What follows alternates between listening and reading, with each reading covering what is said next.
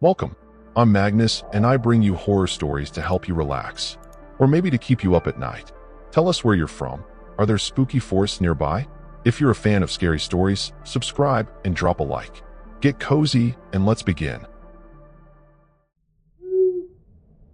My name is Thaddeus Mercer.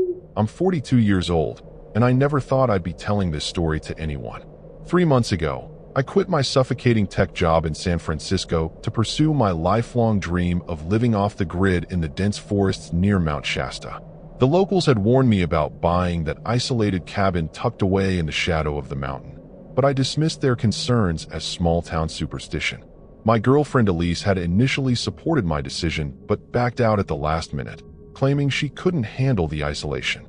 My old friend Vance agreed to join me for the first month to help set everything up, and my neighbor, a grizzled woodsman named Harlan who lived 2 miles down the dirt road, was the only other person I regularly saw.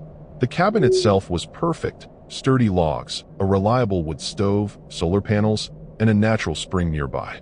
I had everything I needed to disconnect from society: tools, supplies, books, and enough preserved food to last through winter if my garden failed.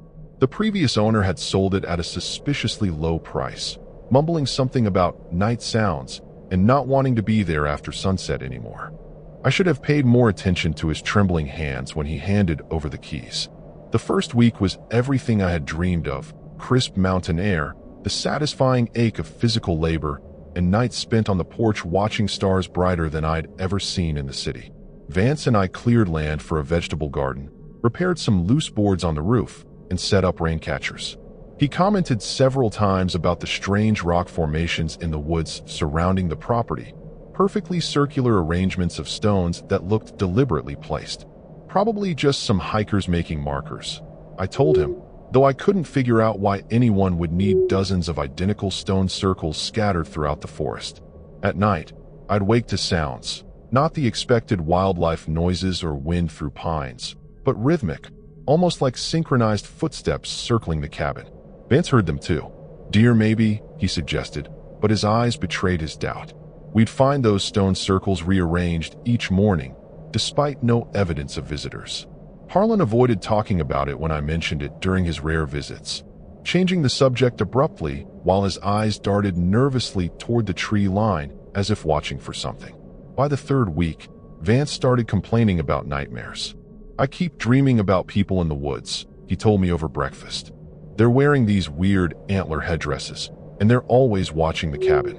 I laughed it off, but I'd had similar dreams: faceless figures moving between trees at night, gathering around those stone circles.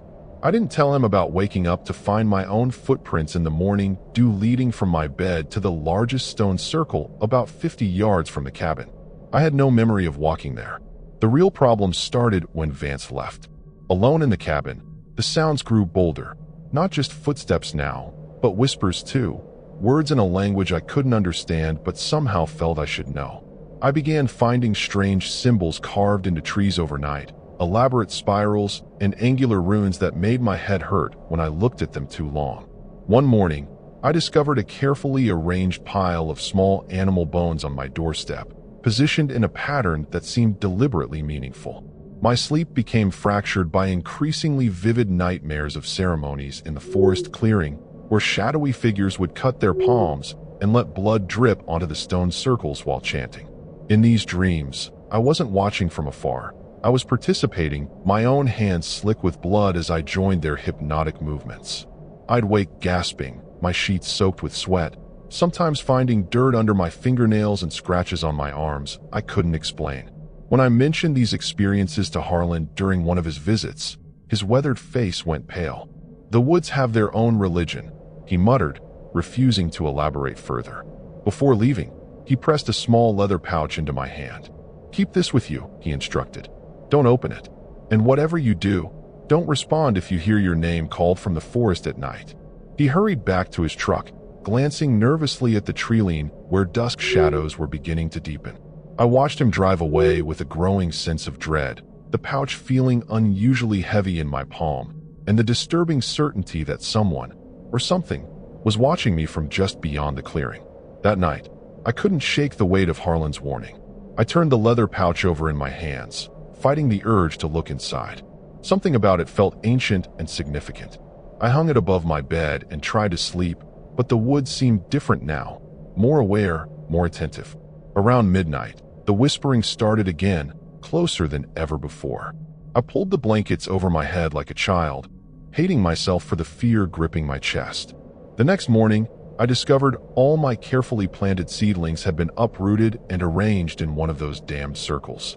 Not thrown about as animals might do, but precisely placed, each root pointing toward the center.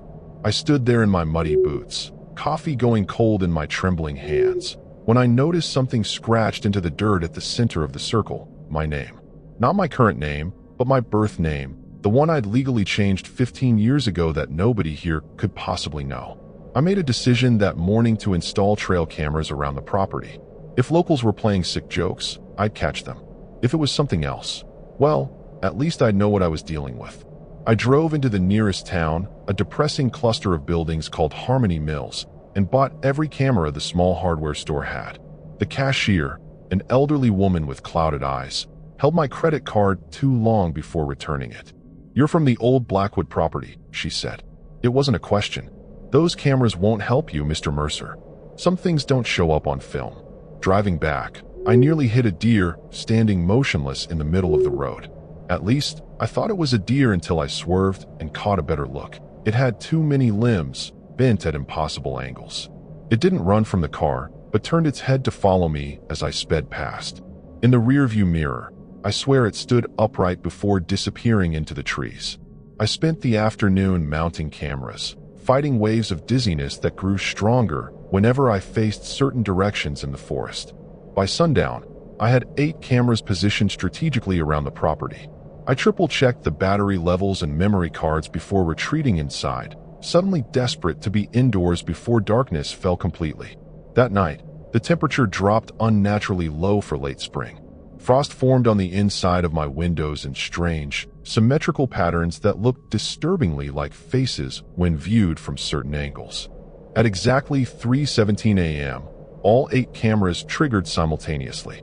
I know because their notifications lit up my phone like a Christmas tree, jolting me from a dream about digging in dark soil. My fingers shook as I checked the footage, expecting to see forest cultists or local pranksters. Instead, each camera showed the same thing, absolutely nothing. Just empty forest and stone circles. But the motion sensors had definitely been triggered by something substantial. The next day, large mushrooms had sprouted in a perfect ring around my cabin. Not a natural fairy ring, but massive, waxy-looking fungi I couldn't identify in any of my field guides. They seemed to pulse slightly when viewed from the corner of my eye. I took photos to show Harlan, but when I checked my phone later, the images showed only bare ground where I knew the mushrooms stood. When I returned outside to take more pictures, the mushrooms were gone, leaving only dark, damp circles in the earth that smelled of decay. I tried calling Vance that afternoon, desperate for some connection to normality, but my phone showed no signal despite the booster I'd installed. Texts wouldn't send, emails wouldn't load. I was truly alone now. That evening, I found a dead fox arranged carefully on my porch steps, its body twisted into an unnatural pose, yet with no visible wounds. Its eyes had been removed and replaced with small, polished stones engraved with the same symbols I'd seen on the trees. The isolation that had once felt so liberating now pressed against me like a physical weight. I started talking to myself just to hear a human voice. Worse, I sometimes heard someone answering, my own voice, but slightly off, coming from corners of the cabin where no one stood. I began to sleep with my hunting knife under my pillow, though deep down I doubted its effectiveness against whatever was circling my cabin each night, testing the boundaries, whispering my old name among the trees. 1 week after Harlan's warning, I woke to find my door wide open, swinging gently in the pre-dawn breeze. Snow had fallen overnight, impossible for May, yet there it was, blanketing the ground in pristine white except for a single set of bare footprints leading from the forest to my door, and then inside. My footprints, bare feet, when I'd gone to bed wearing wool socks. The dirt under my fingernails had become a regular occurrence, but now I also found small cuts on my feet, as if I'd been walking through rough terrain. I followed my own tracks backward through the snow, heart hammering in my chest. They led to the largest stone circle, about a quarter-mile into the woods. The snow within the circle had melted completely, revealing dark soil where something had been recently buried. Without thinking, I dropped to my knees and began digging with my bare hands. 6 inches down, my fingers brushed against something soft, a small burlap doll with my hair woven into it, surrounded by teeth that looked disturbingly human. I ran back to the cabin, packed a bag, and decided to leave, just for a few days, to clear my head. But my truck wouldn't start. Not just a dead battery or mechanical failure. It felt wrong in a way I can't explain. When I popped the hood, the engine compartment was filled with the same mushrooms that had surrounded my cabin, their pale caps glistening with moisture that smelled like copper and rot. I slammed the hood shut and started walking down the dirt road toward Harlan's place, desperate for help or at least human contact. I never made it there. About halfway to Harlan's property, I came upon one of those stone circles in the middle of the road, one that definitely hadn't been there before. Standing in its center was a figure wearing an elaborate headdress made from deer antlers and crow feathers. I stopped cold, unable to move as the figure slowly raised its head. The face beneath the headdress was mine, not exactly, but a crude approximation, as if someone had tried to sculpt my features without quite understanding human anatomy. "You've been participating," it said in a voice like dry leaves scraping stone. "Every night, you join us. Don't you remember?" Images flashed through my mind, my hands placing stones in circles, my voice chanting words I didn't understand, my blood dripping onto dark soil. "Your old name has power here," the thing continued. "You gave it up, but the forest remembered. It's been waiting for you to come home." I ran, not toward Harlan's, not toward my cabin, but blindly through the woods. Branches whipped my face, roots seemed to reach up to trip me. I ran until my lungs burned and my legs gave out. When I finally stopped, gasping for breath, I realized with creeping horror that I was standing in the center of an enormous stone circle I'd never seen before. Easily 30 feet across, the stones larger than any I'd encountered. And I wasn't alone. Figures emerged from between the trees, dozens of them, each wearing crude masks resembling human faces. Some I recognized from town, the hardware store cashier, the gas station attendant. Others were strangers, all moved with an unsettling synchronicity, as if controlled by a single mind. Among them stood Harlan, his eyes downcast, the leather pouch he'd given me now hanging around his neck. "I tried to warn you," he murmured as they closed the circle around me. "I tried to protect you, but you're too far gone now. You've been sleepwalking to the ceremonies for weeks. Your blood has already been offered." That's when I noticed the state of my hands, caked with dried blood, deep ritual cuts across both palms that I had somehow failed to notice. The crowd began a low, humming chant that made my vision blur and my thoughts scatter. I tried to break through their line, but my limbs felt impossibly heavy. The figure in the antler headdress approached, now holding a stone knife with familiar symbols carved into its blade. "The old gods are returning," it said, its voice now blending with the chant until I couldn't tell where one ended and the other began. "And you've been chosen to herald their arrival." In that moment, I remembered everything. The nightly ceremonies I'd participated in while sleepwalking, the offerings I'd made, the words I'd chanted. I remembered the exhilaration, the sense of belonging I'd felt in those moments, so different from the conscious fear that plagued my waking hours. Part of me had always known, had been drawn to this place specifically because something ancient and powerful had called to me. The isolation I'd sought wasn't an escape from society. It was an answer to a summons I hadn't consciously recognized. The realization broke something in me. With a scream that felt torn from somewhere primal and forgotten, I charged at the circle's edge. Whether from surprise or some momentary weakening of their control, the line broke before me. I burst through, knocking down 2 figures whose masks slipped to reveal faces frozen in expressions of religious ecstasy. Behind me, the chanting changed tone, becoming more urgent, commanding. My legs threatened to turn back of their own accord, but I fought the compulsion with everything I had. I crashed through the underbrush, blood pounding in my ears, nearly drowning out the sounds of pursuit. The forest itself seemed to fight against my escape, branches reaching like hands, roots rising to trip me, familiar paths suddenly ending in impassable thickets. Twice I found myself running right back, toward the circle despite being certain I was moving away from it. The third time this happened, I noticed small symbols carved into the trees, subtle markers guiding lost travelers back to the ritual site. I began moving perpendicular to these signs, ignoring the overwhelming wrongness that flooded my body whenever I did so. The sky darkened unnaturally, though my watch showed it was only mid-afternoon.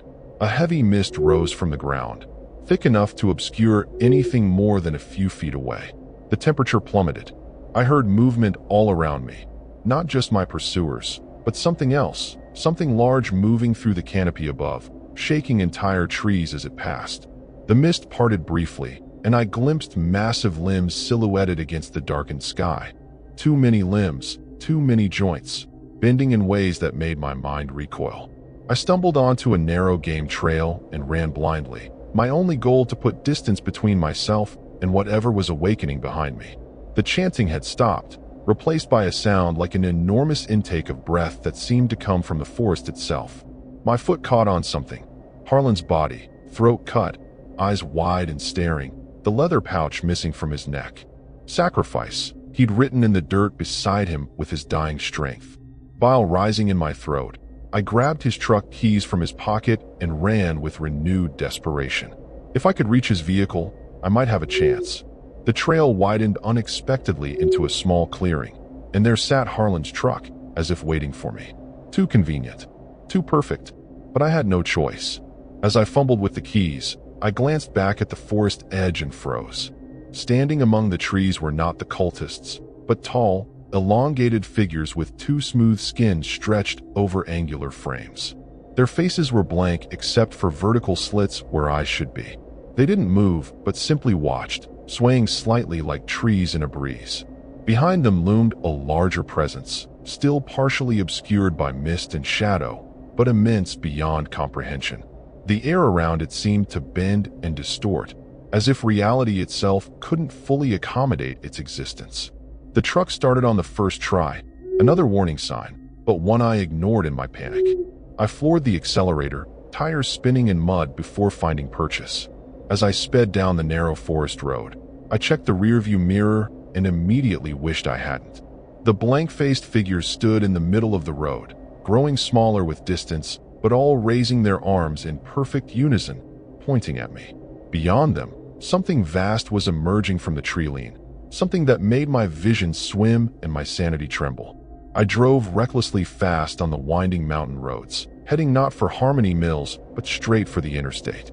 The radio turned itself on, scanning through stations before settling on static, through which I could make out voices chanting my birth name. I smashed the radio with my elbow until it went silent.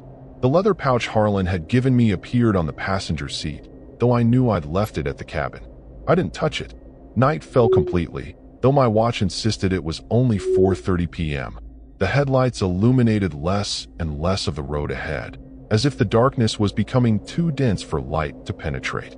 Several times I passed figures standing motionless along the roadside, some wearing antler headdresses, others the blank-faced entities from the forest, all watching my passage with an air of dreadful certainty, as if they knew something I didn't. The gas gauge dropped at an impossible rate, and the engine began to sputter just as I spotted the interstate ahead, its distant lights promising safety, normality, escape. With the last reserves of fuel, I pushed the truck to its limit, tires screeching as I made the final turn onto the on-ramp.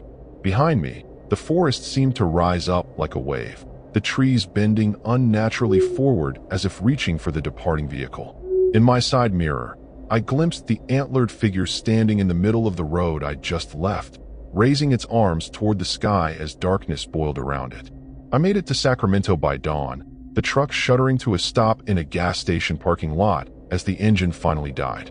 I sat there, hands still gripping the steering wheel, unable to believe I'd actually escaped. My body ached, my palms throbbed from the ritual cuts, and my mind felt fragmented, but I was alive and away from Mount Shasta. Using the last of my cash, I checked into a cheap motel and collapsed into dreamless exhaustion. When I woke, my first coherent thought was to warn others about the cabin, the rituals, the thing being summoned in those woods. I reached for my phone to call Vance, but stopped short. On the nightstand sat the leather pouch, which I knew I hadn't brought with me. With trembling fingers, I finally opened it. Inside was a small, carved wooden figure with my face, surrounded by dark soil and what looked like dried mushroom caps. A note written in what appeared to be blood simply read, "Distance is an illusion." Panic rising, I turned on the TV for noise, for distraction, for any connection to normal reality. Breaking news. Unexplained seismic activity near Mount Shasta, followed by what witnesses described as an atmospheric disturbance. Footage showed trees bending violently despite no wind, clouds forming impossible shapes, birds falling dead from the sky. Experts were baffled. I wasn't. I knew what had emerged after my escape. I checked out immediately, driving Harlan's truck aimlessly, just trying to put more distance between myself and Mount Shasta. But with growing horror, I began to notice the signs. Small stone circles in public parks I passed, mushroom rings around highway rest stops, and people occasionally staring at me with that same blank, synchronized gaze I'd seen in the forest. Once, at a traffic light, every person in the crosswalk turned to look at me simultaneously, their eyes reflecting light in ways human eyes shouldn't. 3 days later, I realized I was being herded. Despite heading south, I kept seeing signs for roads leading back toward Northern California. Gas stations would mysteriously be closed except for those on routes heading northwest. Detours appeared with no construction crews in sight. My attempts to book flights were met with system errors and cancellations. I'd find myself on unfamiliar roads with no memory of how I'd gotten there, the sun always setting toward the wrong horizon. I tried telling my story to a police officer in a small Oregon town. He listened patiently, then smiled too widely and said, "You should go home, Mr. Mercer. Back to your real home." I ran from the station, only to find the leather pouch sitting on the driver's seat of the truck, now containing a small bundle of my hair that I hadn't noticed missing. That night, I dreamed of the ritual site, but I wasn't just watching. I was there, actively participating, my dream self moving with purpose and devotion while my conscious mind screamed in silent horror. Yesterday, I found myself back on the mountain road leading to my cabin, with no memory of the journey that brought me here. The truck's odometer showed I'd driven over 1,000 miles, but my last clear memory was being in southern Oregon. Signs of the entity's emergence were everywhere, trees growing in impossible spirals, animals gathering in unnatural numbers and formations, the very quality of light seeming somehow wrong, as if filtered through something that distorted more than just visibility. The cabin looked different when I arrived, older somehow, the wood darkened and twisted, yet more solid, more permanent, as if it had always been a part of the landscape rather than built upon it. Inside, everything was exactly as I'd left it, down to the coffee mug still sitting half full on the table. But the walls were now covered in the same symbols I'd seen on the trees, carved directly into the wood. My journal lay open on the desk, filled with entries in my handwriting that I had no memory of writing, detailing rituals and observations dating back months before I'd even purchased the property. Last night, unable to leave yet unable to stay, I barricaded myself in the bathroom, the only room without windows or symbols. I planned to wait until dawn and make one final desperate attempt to escape. But as midnight approached, I heard it, my own voice, calling my birth name from the woods. The compulsion to answer was overwhelming. I bit down on my hand until I tasted blood, fighting the urge to respond, to go outside, to rejoin whatever I'd been part of during those sleepwalking nights. The voice kept calling, joined gradually by others, a chorus of beckoning that made the air vibrate and my vision blur. Through the small bathroom window, I could see them gathering, not just the cultists now, but others who must have been drawn here just as I was. New participants, new vessels, and moving among them, blessing them with touches from limbs that seemed to bend through dimensions rather than physical space, was the entity, still partially formed, still emerging, but growing stronger with each passing moment. I'm writing this now in the gray light of dawn, using the last of my phone's battery. The voices have stopped for now, but I know they'll return at nightfall. The worst part isn't the fear, it's the growing sense of anticipation I feel, the yearning to be part of something cosmic and eternal. My hands keep forming ritual gestures without my conscious direction. Words in a language I shouldn't know keep rising to my lips. I've tried 3 times to leave the bathroom, and each time found myself walking not toward the truck, but toward the largest stone circle in the clearing. If anyone finds this, stay away from Mount Shasta. Stay away from remote cabins and stone circles and midnight whispers. The isolation doesn't drive you mad. It simply strips away the layers of civilization until you can hear the old gods calling. And once you hear them, once they know your true name, there's nowhere on earth you can hide. They've already taken Harlan, and Vance hasn't responded to any messages. I think I'm the last one, the final piece they need. Tonight, under the dark moon, something ancient and patient will finally complete its return. And despite all my terror, all my resistance, I know now that I'll be there to welcome it home.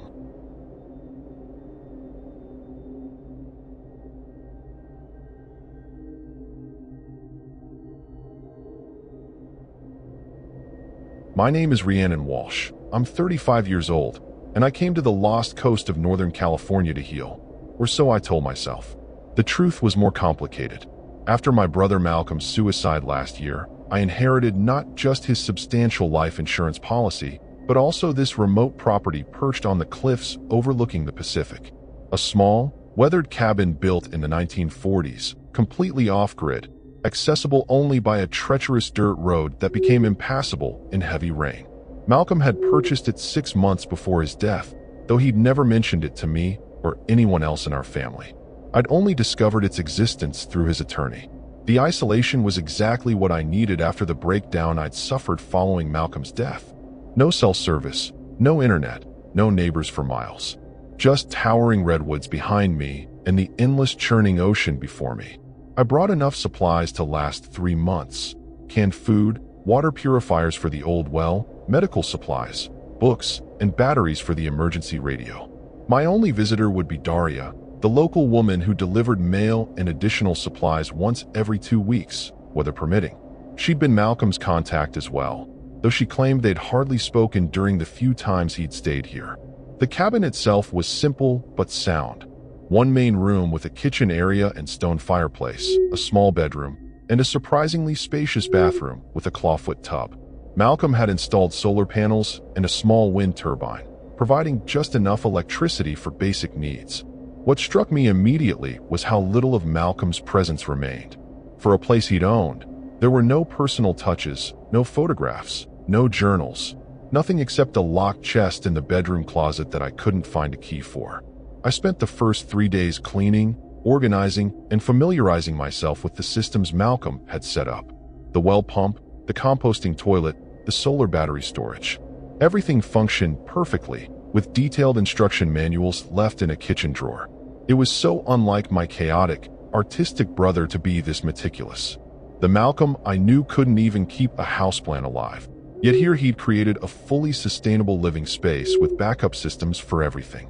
On the 4th night, I heard the whispering for the first time.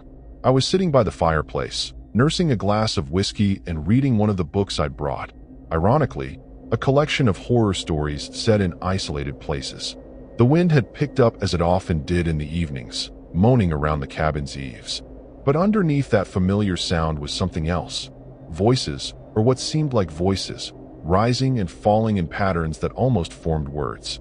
I tried to convince myself it was just the wind through the cypress trees that lined the cliff edge, but the rhythmic quality felt deliberate, communicative. I slept poorly that night, dreaming of Malcolm standing at the cliff's edge, his back to me, speaking words I couldn't quite hear over the crash of waves below. When I approached him in the dream, he turned, but the face wasn't his. It was gaunt, weathered like driftwood, with eyes that reflected the ocean's depth. "They're coming through," this not Malcolm said. "I tried to stop it, Rhea. I really did." I woke gasping, the sheets tangled around me, the pre-dawn light casting long shadows across the bedroom floor. The next morning, I explored the property more thoroughly, hoping physical activity would shake off the lingering unease from my dream. The cabin sat on about 5 acres, most of it wild and overgrown. A narrow path led down to a small, rocky beach accessible only during low tide. Another path wound through the redwoods behind the house, eventually connecting to what had once been a larger trail system, but now was mostly reclaimed by nature. The property ended at an old stone wall covered in lichen, beyond which lay dense woods that were part of a state nature preserve. Near the cliff edge, I found something odd. A circle of smooth stones, each about the size of my palm, arranged too precisely to be natural. In the center lay a small pile of what looked like dried seaweed and tiny animal bones. Crab claws, fish vertebrae, what might have been bird bones, all bleached white by sun and salt. I knelt to examine them, and that's when I noticed the carving on one of the stones, a spiral pattern ending in what looked like an eye. An identical symbol was carved into several of the surrounding stones, all facing inward toward the pile of bones. As I walked back to the cabin, I couldn't shake the feeling of being watched. The coastal fog was rolling in, thick and disorienting, but through gaps in its shifting mass, I kept glimpsing movement at the forest's edge. Not animals. The movements were too deliberate, too vertical. By the time I reached the cabin door, my heart was pounding, though I couldn't articulate exactly what had frightened me. I told myself it was just the isolation playing tricks on my mind. But that night, the whispering returned, louder now, more insistent, and seemingly coming from directly beneath the floorboards of the cabin. The whispering continued every night, always starting at sunset and growing louder until about midnight, when it would abruptly stop. I tried recording it with my phone, hoping to decipher the words later, but the recordings captured nothing but static and the occasional sound of waves. I began to question my sanity. Grief could do strange things to a person's mind, and Malcolm's suicide had shattered something fundamental in me. Still, the stone circle was real enough, and each morning I found it rearranged slightly, the central pile of bones growing larger despite no evidence of visitors. After a week, Daria arrived with mail and the additional supplies I'd requested. She was younger than I'd expected, maybe early 40s, with silver streaks in her black hair and tattoos peeking from beneath her rolled sleeves. As she helped me unload boxes from her battered pickup truck, I casually mentioned the stone circle by the cliff. Her expression changed instantly, a tightening around the eyes, a forced neutrality. "Probably just teenagers," she said too quickly. "They come up here sometimes, mess around, play their games." But when I pressed her about the whispering, she set down the box she was carrying and looked at me directly. "Listen, Rhiannon, this stretch of coast has always been strange. The indigenous people avoided it except for certain ceremonies. The early settlers reported odd occurrences, lights in the water, voices in the fog. Most of it is just the unique acoustics created by the cliffs and caves below." She hesitated, then added, "Your brother asked about the same things when he first came here. I invited her to stay for coffee, hoping to learn more about Malcolm's time here." She agreed reluctantly, her eyes constantly darting to the windows as if checking the position of the sun.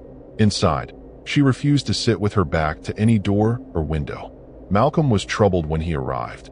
She finally said after I'd pressed for details. "He came here to work on something. Research," he said. "Wanted complete isolation. But the last time I saw him, about a week before he died, he was different.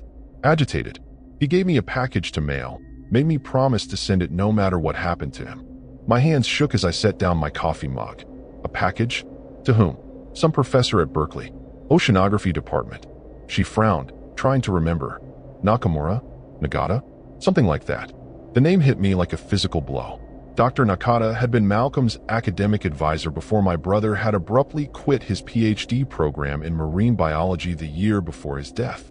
Malcolm had refused to explain why he'd abandoned his studies just months before completion, cutting ties with everyone at the university. Whatever had been in that package, it connected to the research Malcolm had been so passionate about, and then so desperate to escape from. Daria left before sunset, despite my offer of dinner.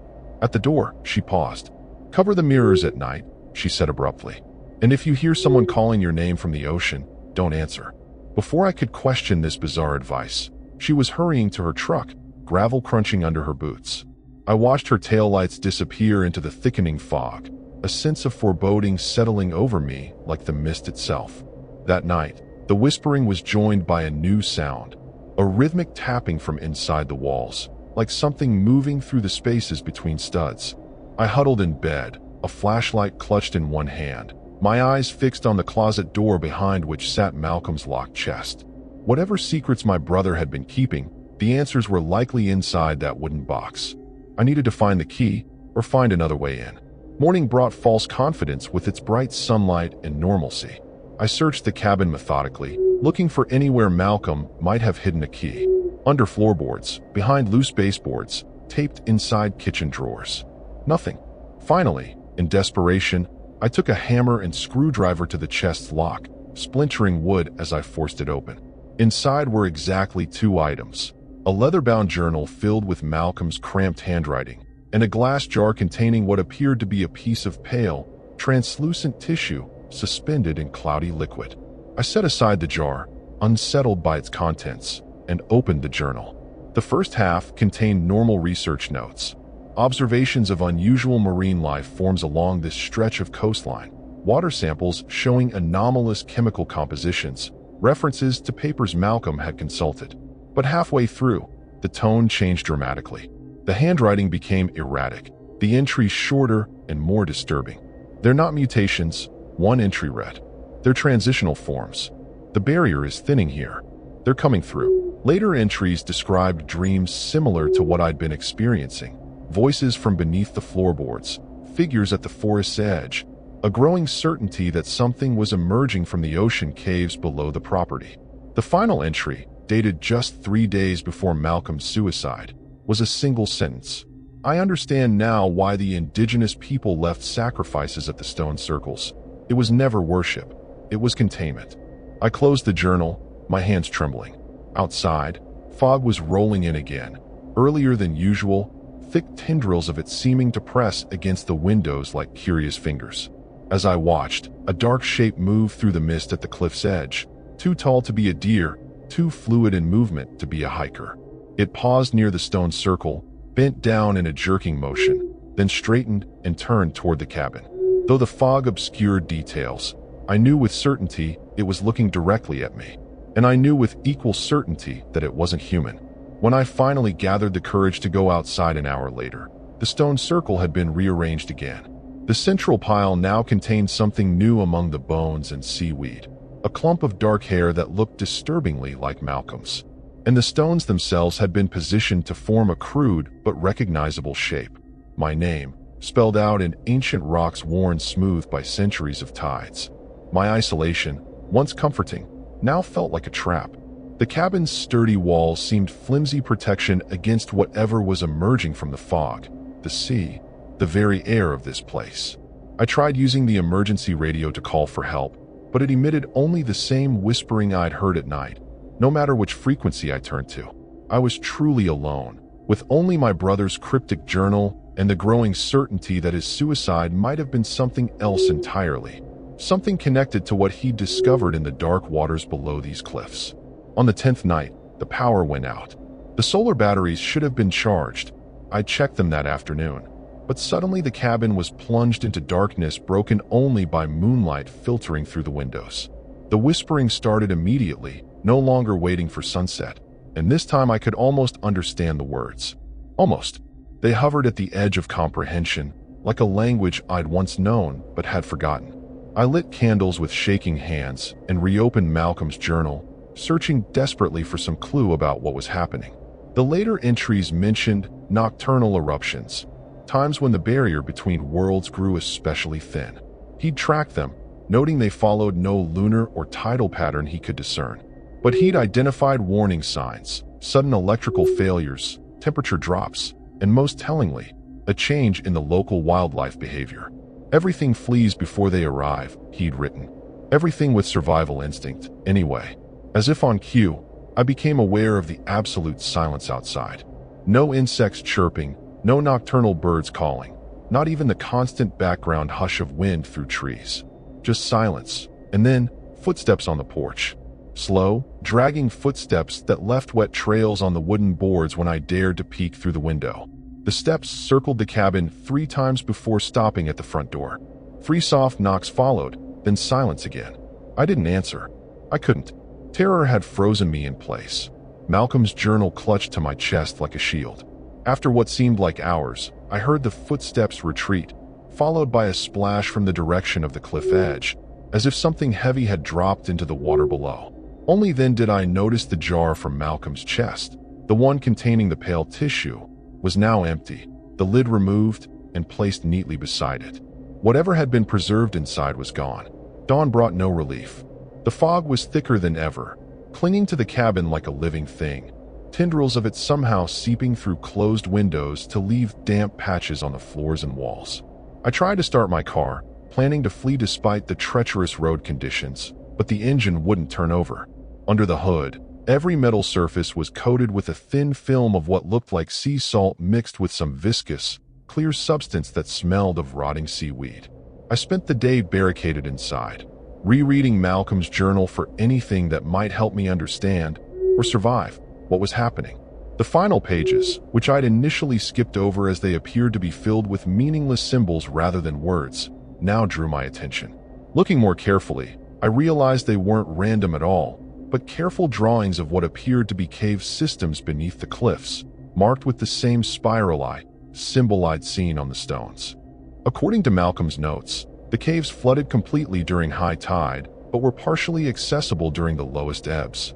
He'd explored them multiple times, documenting strange rock formations, unusual biological growth patterns, and most disturbingly, what he described as evidence of habitation not of human origin.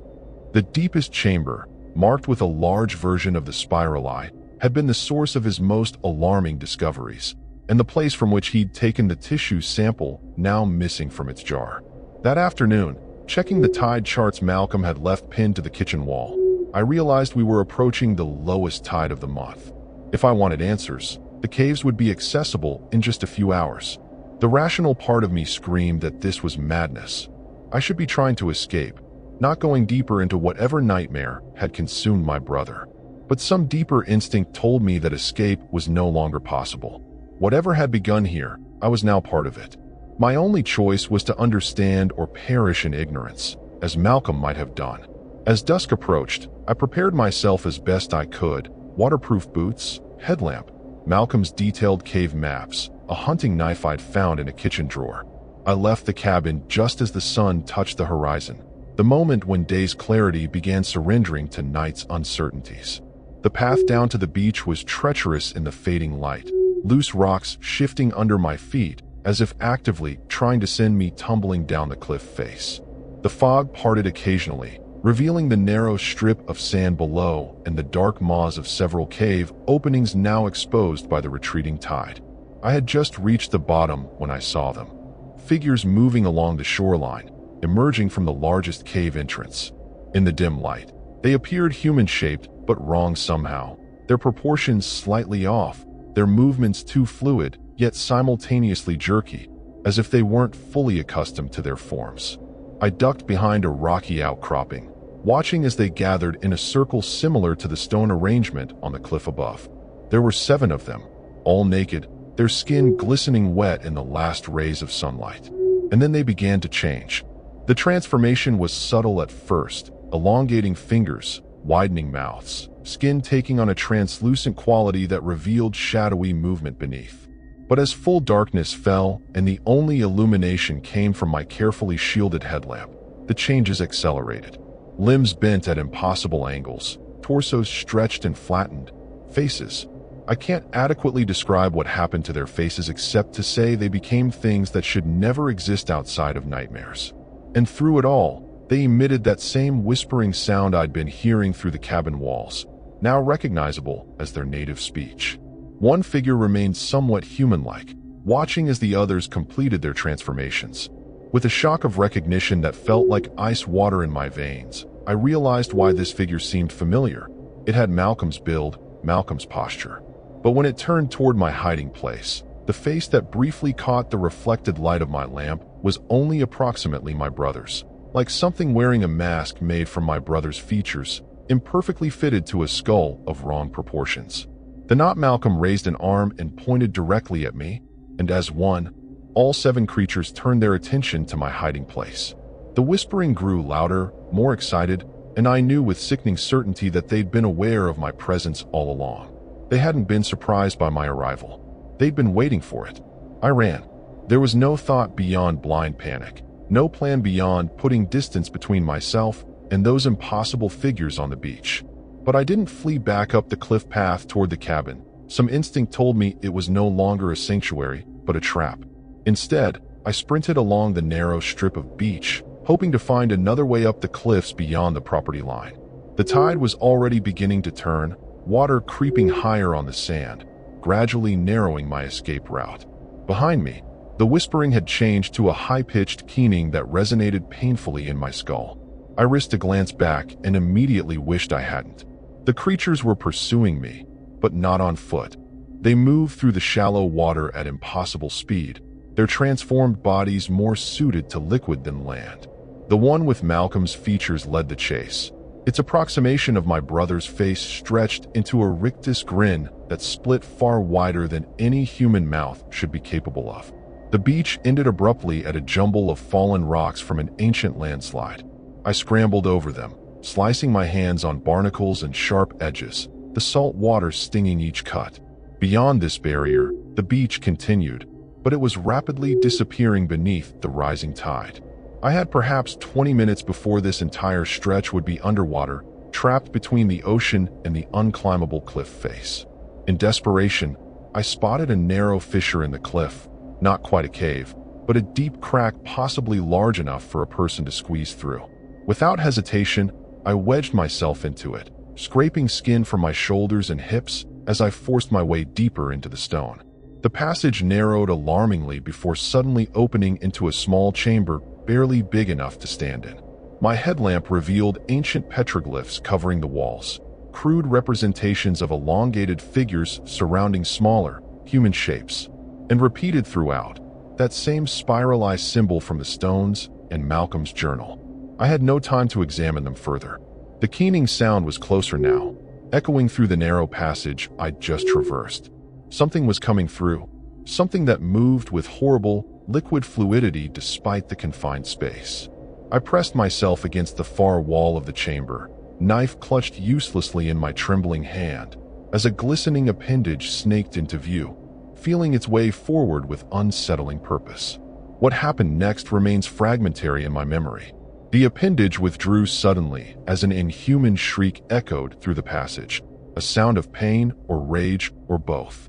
There was a violent splashing outside, followed by multiple impacts against the cliff face that sent small showers of rock dust raining down around me.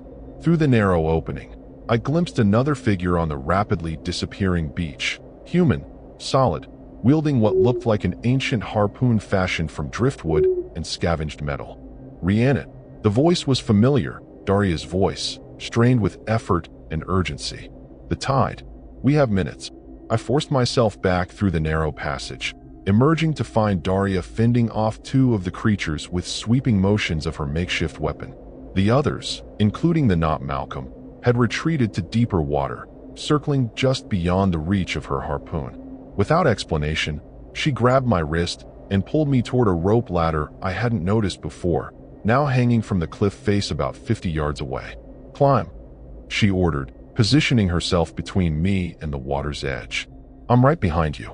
The ladder swayed alarmingly as I climbed, my wet hands slipping on the rough hemp. Below me, Daria waited until I'd ascended about 20 feet before beginning her own climb, the harpoon now strapped to her back. The creatures made one final rush as she left the ground, one managing to grasp her ankle before she kicked free with a practiced motion and a curse I couldn't quite make out over the wind and waves. We emerged onto a narrow trail about halfway up the cliff face, not the path I descended earlier, but a barely visible track that must have been used by indigenous people centuries before. Daria led the way without hesitation, moving with the confidence of someone who had traveled this route many times. We didn't speak until we'd reached the top of the cliff, emerging not near my cabin, but about a quarter-mile south, where her truck was parked among the trees. "Get in," she said, her voice leaving no room for argument. "The barriers are thinnest tonight. They'll come overland once they realize they can't reach us by water." As if to punctuate her warning, an unearthly howl rose from the direction of the cabin, a sound that began as something almost human before modulating into harmonics impossible for a human throat to produce. Daria gunned the engine before I'd even closed my door, the truck fishtailing on the muddy track before finding purchase. "They've been trying to come through for generations," she said as we sped away from the coast. "This stretch of shoreline, something about the particular geology creates what my grandmother called thin places. Doorways, essentially. The original people knew this. They built the stone circles as wards, maintained them, performed rituals to keep the barriers strong. What are they? I managed to ask, my voice sounding strange to my own ears. Daria's laugh held no humor. That's the wrong question. What are they assumes they're definable by our understanding of biology or physics. They're not from here, Rhiannon. Not from this world, this reality, this frequency of existence. She glanced at me. Your brother understood, in the end. That's why he sent his research to Nakata. He'd discovered the pattern. The intrusions are growing stronger, more frequent. The old ways of containment aren't working anymore. The implications hit me with physical force. The jar, there was something in it, a tissue sample. It's gone now. Of course it is, Daria said grimly. That was their anchor. A piece of themselves left in our world, calling to the rest. Malcolm took it from the deep cave, didn't he? The one with the large spiral marking. I nodded, remembering the detailed cave drawings in the journal. He explored the caves multiple times. In his journal, he mentioned transitional forms and a thinning barrier. The transitional forms are how they adapt to our reality, Daria explained, taking a sharp turn onto a slightly better maintained road. They can't exist here in their true form. Our physical laws don't accommodate them. So they borrow forms they find here. Adapt them. Your brother, she stopped abruptly, her knuckles whitening on the steering wheel. The horrible truth dawned on me. Malcolm didn't commit suicide, did he? Her silence was answer enough. After several long moments, she spoke again, her voice softer. I don't think he meant to help them. I think he was trying to understand, to find a way to strengthen the barriers. But once you take something from them, they can track you, follow you. They need vessels. Bodies adapted to this reality but connected to theirs. Like Malcolm, I whispered. Yes, she said simply. And now they want you too. Siblings share certain resonances they find useful. The truck crested a ridge, and suddenly the coastal fog was behind us. Ahead lay clear night sky and the distant glow of a small town. Daria reached over and squeezed my hand briefly. My grandmother was the last of her family's line of guardians for that stretch of coast. I've done what I can since she passed, but I'm not trained the way she was. There are others, though. People who understand what's happening, who have been fighting this battle for generations. I'm taking you to them now. And the cabin? Malcolm's research. Gone, she said flatly. By morning, there will be evidence of a landslide. Natural erosion of an unstable cliff face. Very sad, but not unexpected in that area. She gave me a sidelong glance. Some battles can't be won with direct confrontation. Sometimes containment and misdirection are all we have. As we drove away from the coast, I felt a pressure lifting. Not just the immediate fear of pursuit, but something deeper, as if a weight I hadn't even been aware of had been pressing against my mind since my arrival at the cabin. In its absence, clarity returned. I thought of the not Malcolm on the beach, wearing my brother's face like an ill-fitting mask. Had some part of my brother remained in there, trapped? Was that why it had seemed to single me out, to lead the others in their pursuit? I would never know. But I understood now why Malcolm had sent his research away before the end, not as a record of his discoveries, but as a warning. And I knew with grim certainty that while I might have escaped the immediate danger, I was now irrevocably connected to whatever lay beneath the surface of that cold Pacific water, and to the ancient battle to keep it contained. 3 weeks passed in a blur of movement and new faces. Daria had taken me to a small community in the mountains, far from the coast. People connected by their knowledge of the thin places and their commitment to monitoring them. Some were descendants of the indigenous guardians. Others had stumbled into this hidden war as I had, through personal loss and terrible revelation. They gave me shelter, taught me their methods, and most importantly, helped me understand what Malcolm had discovered and why it had ultimately claimed his life. Dr. Nakata arrived on the 10th day, an elderly Japanese man with kind eyes and a perpetual expression of sorrow. He brought Malcolm's package with him, water samples, tissue specimens, and a flash drive containing hundreds of pages of research notes and crude video footage from the caves. Your brother was brilliant, he told me as we reviewed the materials together. He identified a pattern no one else had noticed, a correlation between deep-sea seismic activity and weakening of the barriers. He believed it wasn't random at all, but deliberate. They're finding the fault lines in our reality and applying pressure. Can they be stopped? I asked. His silence spoke volumes. Finally, he said, contained, perhaps. Delayed. But stopped? I don't know. What exists on the other side of these thin places? It's not malevolent in the way we understand the concept. It's simply incompatible with our existence. Oil and water, matter and antimatter. When they intrude here, our reality recoils. And when we intrude there, he trailed off, then added quietly, your brother went too deep into the caves. He saw things human minds aren't structured to process. On the 20th day, I made my decision. Despite protests from Daria and others in the community, I announced my intention to return to the Lost Coast, not to the cabin site, which satellite imagery confirmed had indeed been destroyed in a natural landslide, but to the broader area. They're connected to me now, I explained. Through Malcolm, through the blood we shared. I can feel it. A pulling sensation, strongest when I face west toward the ocean. They won't stop.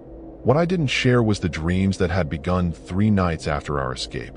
Dreams of swimming through midnight waters, of exploring vast underwater structures that defied Euclidean geometry, of conversations with the thing that wore my brother's face. Each morning I woke with salt crust around my eyes and the taste of seawater in my mouth, though I hadn't cried and certainly hadn't been near the ocean. Nakata understood, even if the others didn't. You're right, he said when we spoke privately.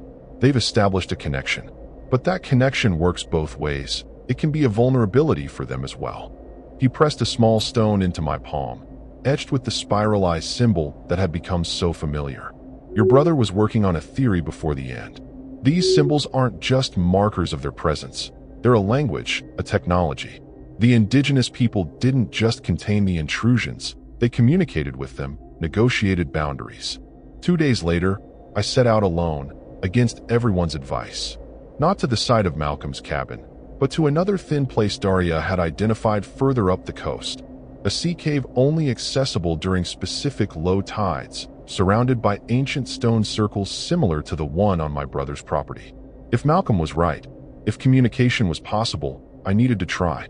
Not just for my own sake, but because the intrusions were increasing globally. Similar phenomena reported on coastlines around the Pacific Rim, each incident more severe than the last. I arrived at sunset, the tide just beginning its retreat. The beach was empty of human presence, the nearest town miles away across difficult terrain. I set up my small camp on the sand, just a backpack, some specialized equipment Nakata had provided, and the stone with its spiralized symbol. As darkness fell, I began arranging smaller stones in the pattern he had taught me, a modified version of the ancient circles designed not to repel, but to connect, to open a controlled channel of communication. The whispering started as the last stone clicked into place, that now familiar sound that existed somewhere between language and the rhythm of waves. I switched on the device Nakata had built, a strange hybrid of modern electronics and materials harvested from thin places around the world. It hummed with an oscillating tone that made my teeth ache and my vision blur slightly. Within minutes, the water at the cave entrance began to glow with a pale phosphorescence that pulsed in time with the device's emissions.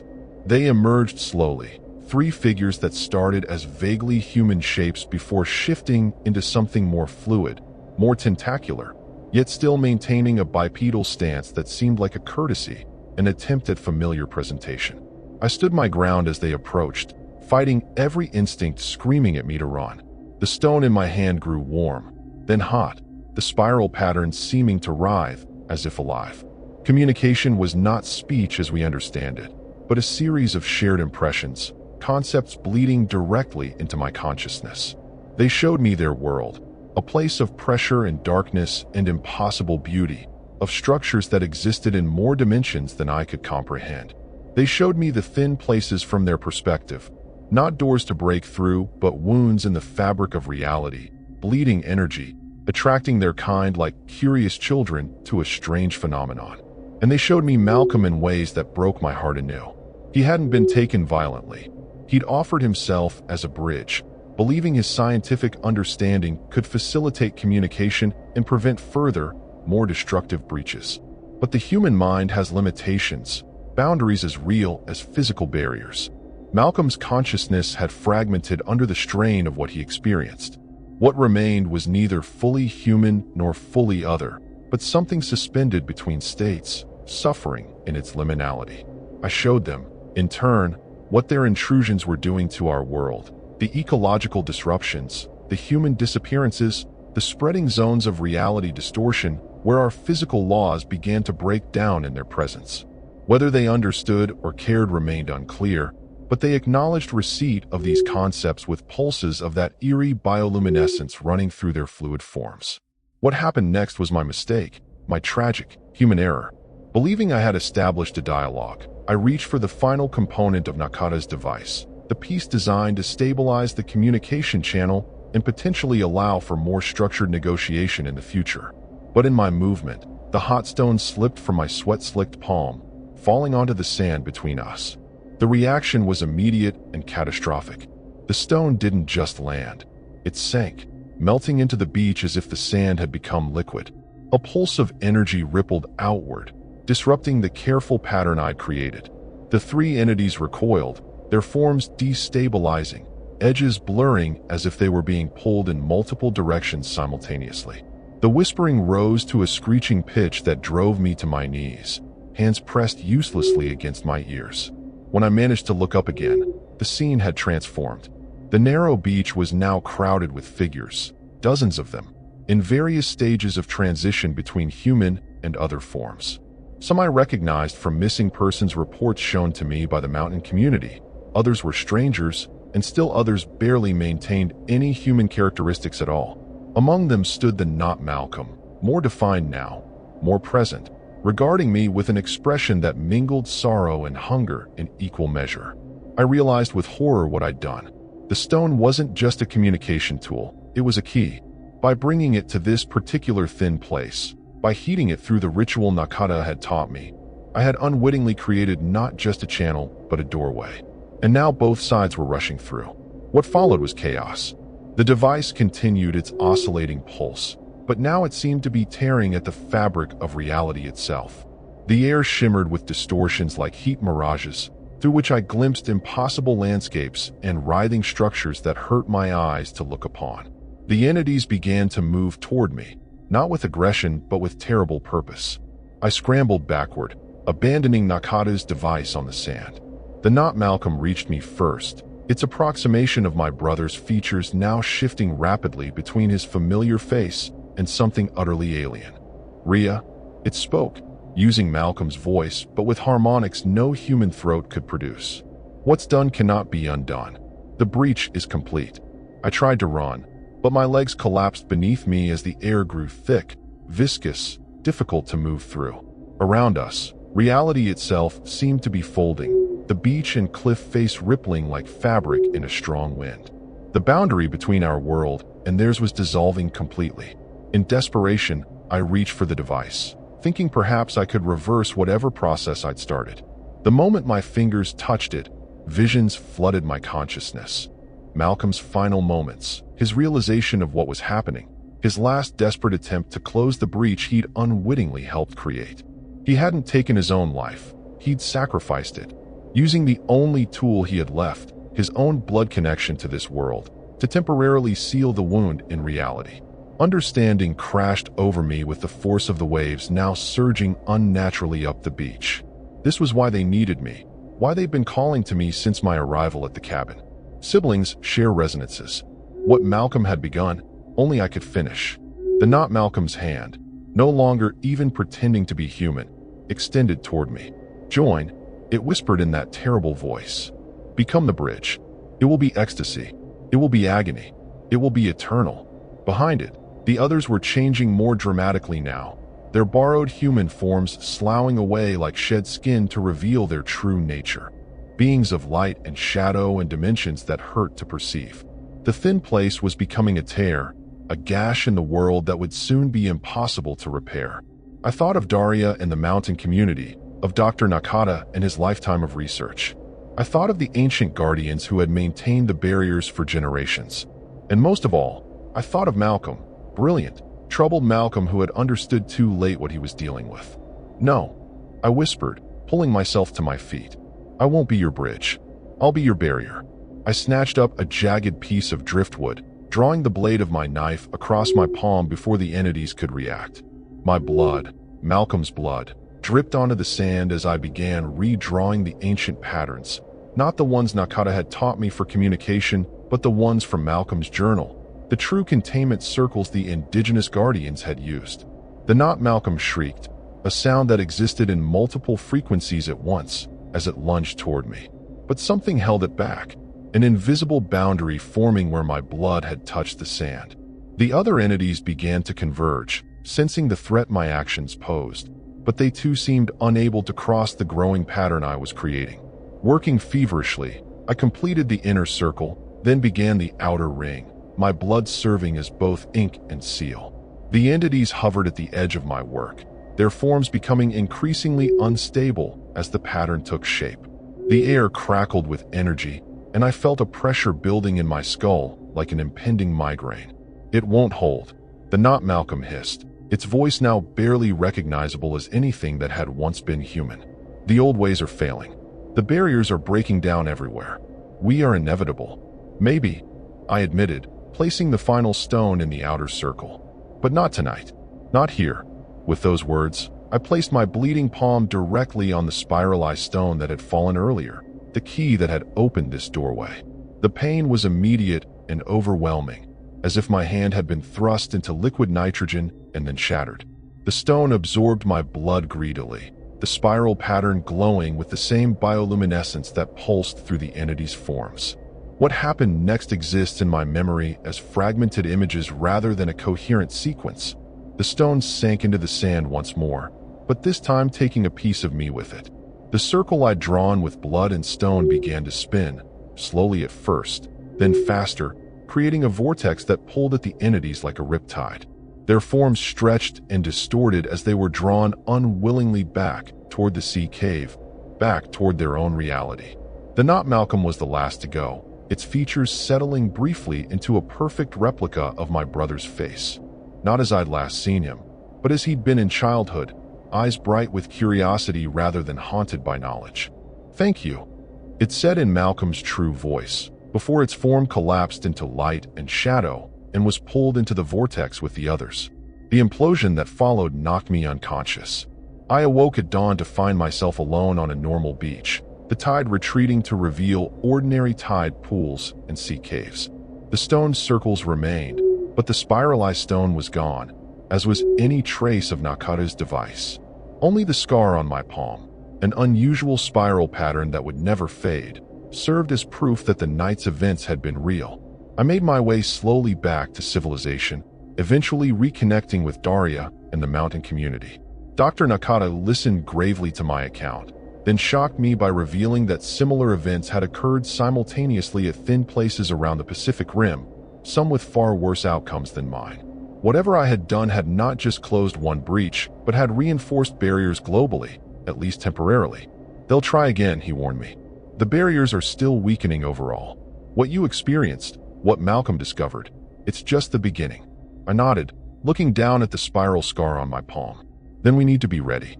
Malcolm thought communication was the answer, but he was wrong. Some boundaries exist for a reason. That was 6 months ago. I've since joined the network of guardians, traveling between thin places, reinforcing ancient protections with new methods inspired by Malcolm's research. The connection established that night hasn't faded. I still dream of impossible architectures and alien depths, still wake with the taste of salt on my lips. Part of me will always be tethered to what lies beyond the thin places. Sometimes, in these dreams, I see Malcolm, not the twisted approximation that emerged from the sea, but my brother as he truly was. He's trying to tell me something important, something urgent about what's coming. I can never quite hear him over the eternal whispering of the deep. And always, I feel them waiting on the other side, patient, curious, and human. Not malevolent, perhaps, but utterly incompatible with our existence. Oil and water, matter and antimatter, entities from beyond our comprehension, separated from us by barriers growing thinner by the day. They are watching, they are waiting, and they remember my face.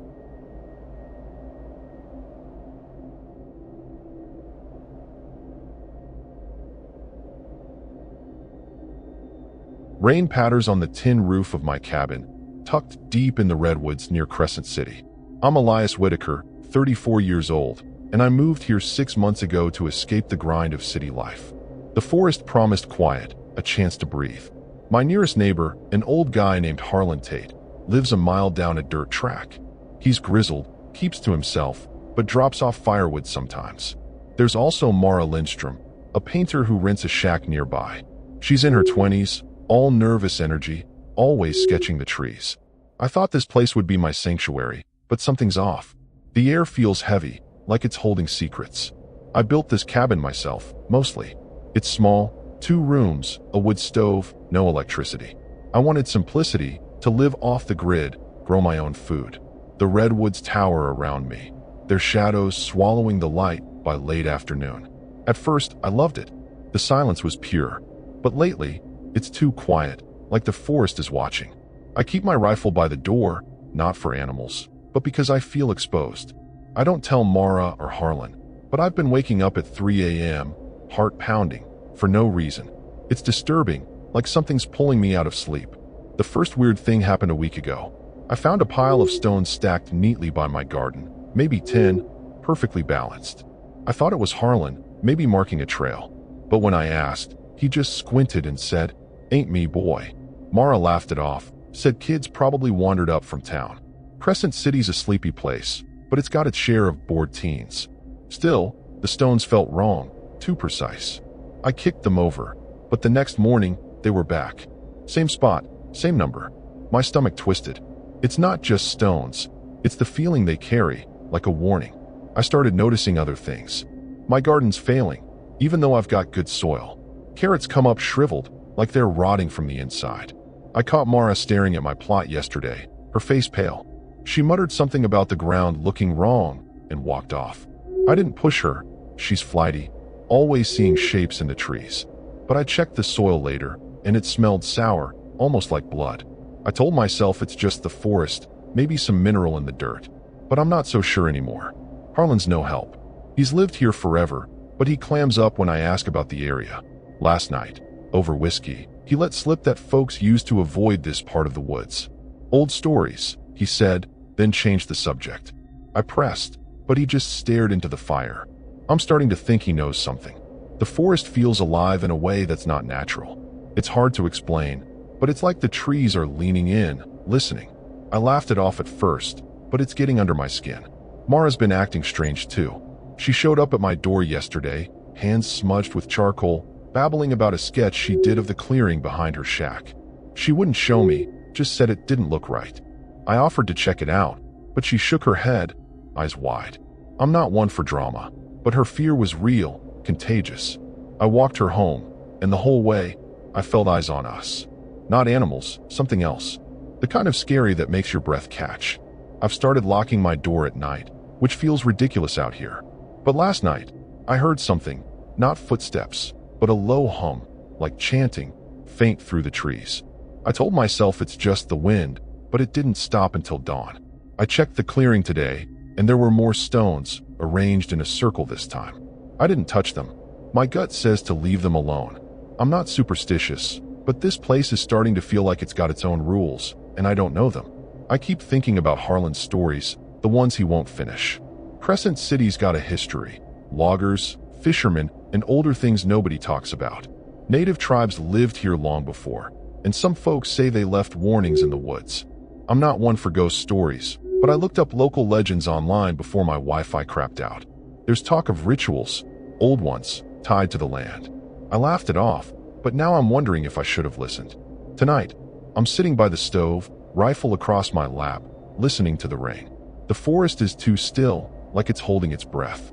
I keep glancing at the window, expecting to see something staring back. Mara's light is on across the valley. I can see it through the trees. Harlan's probably asleep, oblivious. I want to believe this is all in my head, but those stones, that hum, the sour soil, it's real. Something's happening out here, and I'm starting to think I'm not as alone as I thought. The rain stopped, but the forest feels heavier, like it's pressing down on my cabin. I'm up early, coffee in hand, staring at that circle of stones in my yard. They're still there, untouched, mocking me. I grab a shovel, determined to scatter them. But when I get close, my chest tightens. It's not fear exactly, more like the air is too thick to breathe. I toss one stone into the trees, and it feels like I've broken some unspoken rule. The woods go silent, no birds, no wind. It's disturbing, like the forest is pissed. I leave the rest alone and head back inside, telling myself I'm being paranoid. Mara shows up around noon, her sketchbook clutched tight. She's jumpy, eyes darting to the trees. She says she heard the humming too, louder near her shack. It's not right, Elias, she whispers, like saying it louder will make it worse. I invite her in, and we sit by the stove, trying to make sense of it. She shows me her sketch, a chaotic mess of lines, like twisted branches forming a face. It's creepy as hell, but I don't say that. I ask if she's shown Harlan. She shakes her head, says he'd think she's nuts. I'm not so sure he would. I decide to confront Harlan. I hike to his place, the trail slick with mud. His cabin's a mess, tools scattered, a deer carcass hanging out back. He's sharpening a knife when I arrive, and his eyes narrow when I mention the stones. Leave him be, he grunts, not looking up. I push, asking about the humming, the old stories. He slams the knife down, startling me. You don't want to know, Whitaker. Stay out of the clearings. It's the first time I've seen him rattled, and it's scary how fast he shuts down. I leave, his warning stuck in my head. Back home, my garden's worse. The soil's black now, like it's burned, and there's that blood smell again. I dig up a potato, and it's soft, oozing something dark. I drop it, gagging. It's not rot. It's unnatural, like the ground's cursed. I think of Harlan's words, the clearings. There's one behind my cabin, maybe 100 yards out, where the tree's thin. I've avoided it, but now I'm wondering if it's connected. I grab my flashlight and head out, telling myself I'm just checking. The air feels wrong the closer I get, heavy with that same sour stink. The clearing's small, ringed by redwoods so tall they block the sky. In the center, more stones, bigger this time, arranged in a spiral. I freeze, my flashlight shaking. There's something else, marks in the dirt, like claw scratches, deep and uneven. My mind flashes to horror movies, like the Blair Witch Project, where signs in the woods mean something bad. I laugh nervously, but it's forced. I back away, not wanting to touch anything. The humming starts again, low and steady, coming from everywhere. My skin crawls, and I bolt back to the cabin. Mara's waiting when I get back, pacing my porch. She looks worse, her hands trembling. She says she found something in her shack, an old knife, rusted, buried under a floorboard. She swears it wasn't there before. I tell her about the clearing, the spiral, the scratches. Her face goes white, and she grabs my arm. We need to leave, Elias. This place isn't right. I want to agree, but I've sunk everything into this cabin. Leaving feels like giving up. I tell her we'll figure it out, but my voice sounds hollow. I spend the afternoon reinforcing the cabin, nailing boards over the windows, checking the locks. It's overkill, but it keeps my hands busy. Mara stays, sketching nervously. She draws the clearing now, her pencil scratching like it's possessed. I peek at her work, and it's worse than before. Figures in the trees, faceless, hunched. I don't ask her about it. I don't want to know. Outside, the forest is too quiet again, and I keep catching that hum, faint but constant. It's like the woods are alive, and not in a good way. Harlan stops by at dusk, uninvited. He's carrying a shotgun, his face grim. He doesn't come inside, just stands on the porch and says, "Don't go to the clearing, boy. Not tonight." I ask why, but he just shakes his head and leaves. Mara's freaking out now, saying we should drive to Crescent City, get a motel. I'm tempted, but the truck's low on gas, and the nearest station's 20 miles away. I tell her we'll go tomorrow, but I'm not sure I believe it. The hum's louder now, vibrating in my bones. As night falls, I light every lantern I've got. Mara's curled up on my couch, sketching like it's keeping her sane. I check the rifle, load it, and set it by the door. The stones outside are still there, untouched, but I swear there's more now, creeping closer to the cabin. I don't tell Mara, she's scared enough. The humming's constant, like a chant, and it's coming from the clearing. I want to ignore it, but it's pulling at me, like a hook in my gut. Something's out there, and it's not just in my head. The humming's louder now, a low, guttural chant that rattles my teeth. I'm standing by the cabin door, rifle in hand, staring into the dark. Mara's on the couch, her sketchbook abandoned, eyes wide like she's seeing ghosts. I tell her to stay put, but my voice shakes. The air's thick, like it's alive, and the forest beyond my porch feels wrong, like it's shifted into something sinister. I check the windows. Boards are still up, but I swear I see movement outside, not shadows, but shapes, flickering in the lantern light. It's scary as hell, and I'm fighting the urge to barricade us in. Mara whispers, "Elias, it's them." I don't ask who. She's been drawing those faceless figures all day. I tell her to hush, but my gut's screaming she's right. The chanting's coming from the clearing, and it's not just sound. It's a pull, like something's clawing at my mind, daring me to step outside. I think of Harlan's warning, his shotgun, his grim face. I should have listened, but I'm stubborn, always have been. I grab a flashlight, tell Mara I'm checking the perimeter. She grabs my arm, begging me to stay. I shake her off, promising I'll be quick. Outside, the air's cold, bitter, like it's laced with something foul. The stones by the cabin are glowing faintly, or maybe it's my eyes playing tricks. I creep toward the clearing, flashlight beam cutting through the fog. The chanting's louder, words I don't understand, twisted and guttural. My heart's pounding, and every step feels like a mistake. I think of horror flicks like Midsommar, where rituals turn bloody fast. This isn't a movie, though. This is my life, and it's terrifying. I stop at the clearing's edge, and what I see freezes my blood. The spiral of stones is bigger, stretching across the clearing, and there's something in the center, dark, wet, like a pile of meat. I gag, the smell hitting me, blood and rot mixed with that sour soil stink. Shapes move in the trees, tall, too thin, their limbs bending wrong. Not human, but not animals either. I swing the flashlight, and they're gone, but I hear them, rustling, clicking, like bones snapping. The chanting spikes, and I feel it in my chest, like it's trying to crawl inside me. I stumble back, dropping the flashlight. I run to the cabin, slamming the door behind me. Mara's crying, saying she saw something at the window. A face, or half a face, eyeless. I don't want to believe her, but my skin's crawling. I check the rifle, make sure it's loaded. The chanting's outside now, circling the cabin, and it's not just sound. It's a presence, heavy, cruel. I think of Harlan, wonder if he's safe, or if he's part of this. He knew something, damn it. I should have dragged it out of him. My mistake was thinking I could handle this alone. Mara's shaking, muttering about her sketches, how they're coming true. I grab her book, and the pages are worse. Figures with no faces, hands clawing at the ground. A spiral like the one outside. I throw it down, horrified. Something bangs on the roof, hard, like a body dropping. We both freeze. It's not random. It's deliberate, like they're toying with us. I yell at Mara to get under the table, and I aim the rifle at the ceiling. My hands are slick with sweat, and the banging comes again, slower, mocking. The lanterns flicker, and one goes out. The room's darker, and the chanting's louder, seeping through the walls. I hear scratches now, not just on the roof but the door, the windows. They're testing us, probing. I think of Crescent City's old stories, tribal warnings about spirits tied to the land, rituals to keep them buried. Did we disturb something? My garden, Mara's knife, the stones, it's all connected. I was an idiot to think this was just bad luck. Something's awake, and it's hungry. Mara's whispering prayers now, clutching that rusted knife she found.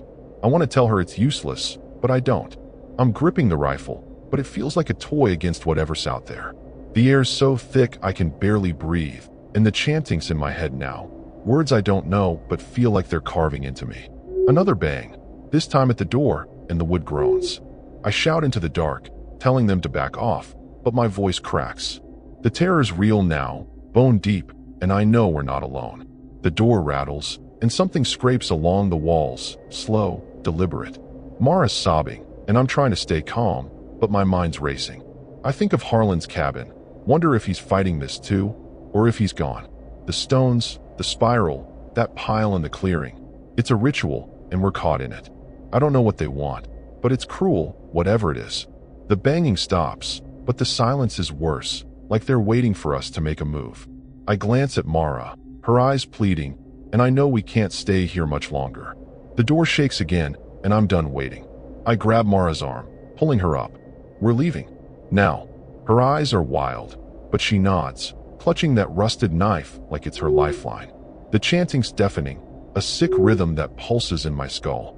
I sling the rifle over my shoulder, grab a flashlight, and shove Mara toward the back window. The front door's a death trap. Whatever's out there wants us to use it. I pry the boards off, my hands shaking, and the cold air hits like a slap. The forest's alive with movement, shapes darting between trees. It's terrifying, like we're prey in a hunt we don't understand. We crawl out, dropping into the mud. The chanting follows, louder, cruel, like it's laughing at us. I point to the trail leading to my truck, a half-mile through the woods.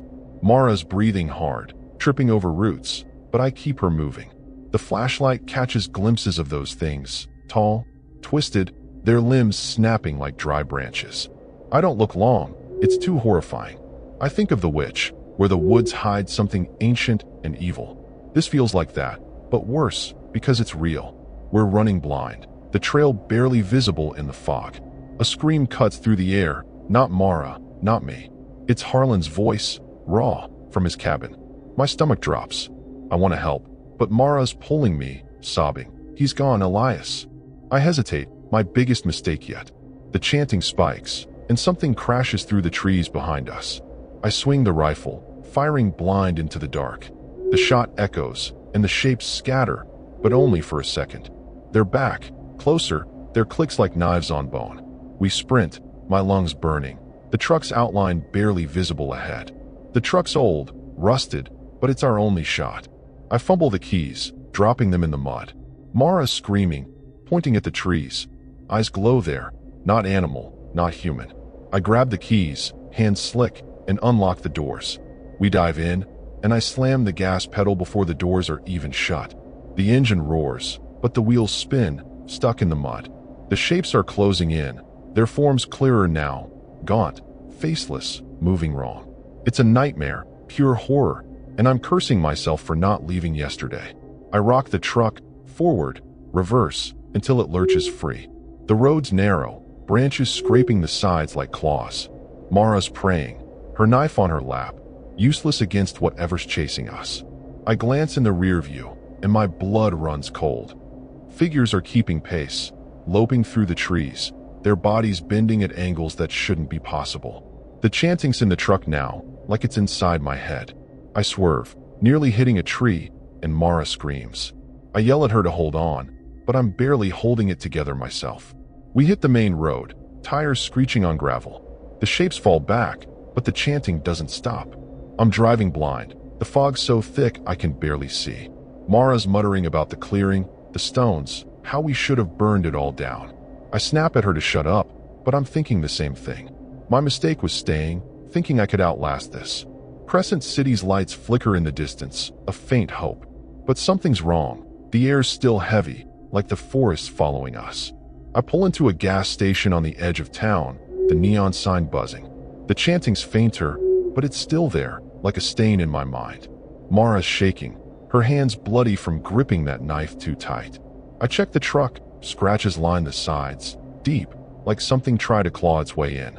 My heart's hammering, and I'm scanning the lot, expecting those things to slink out of the dark. The attendant, an old guy with a lazy eye, stares at us like we're ghosts. I don't blame him. We look like we've seen hell. We stumble into a diner across the street, the kind you'd see in any small town like Crescent City.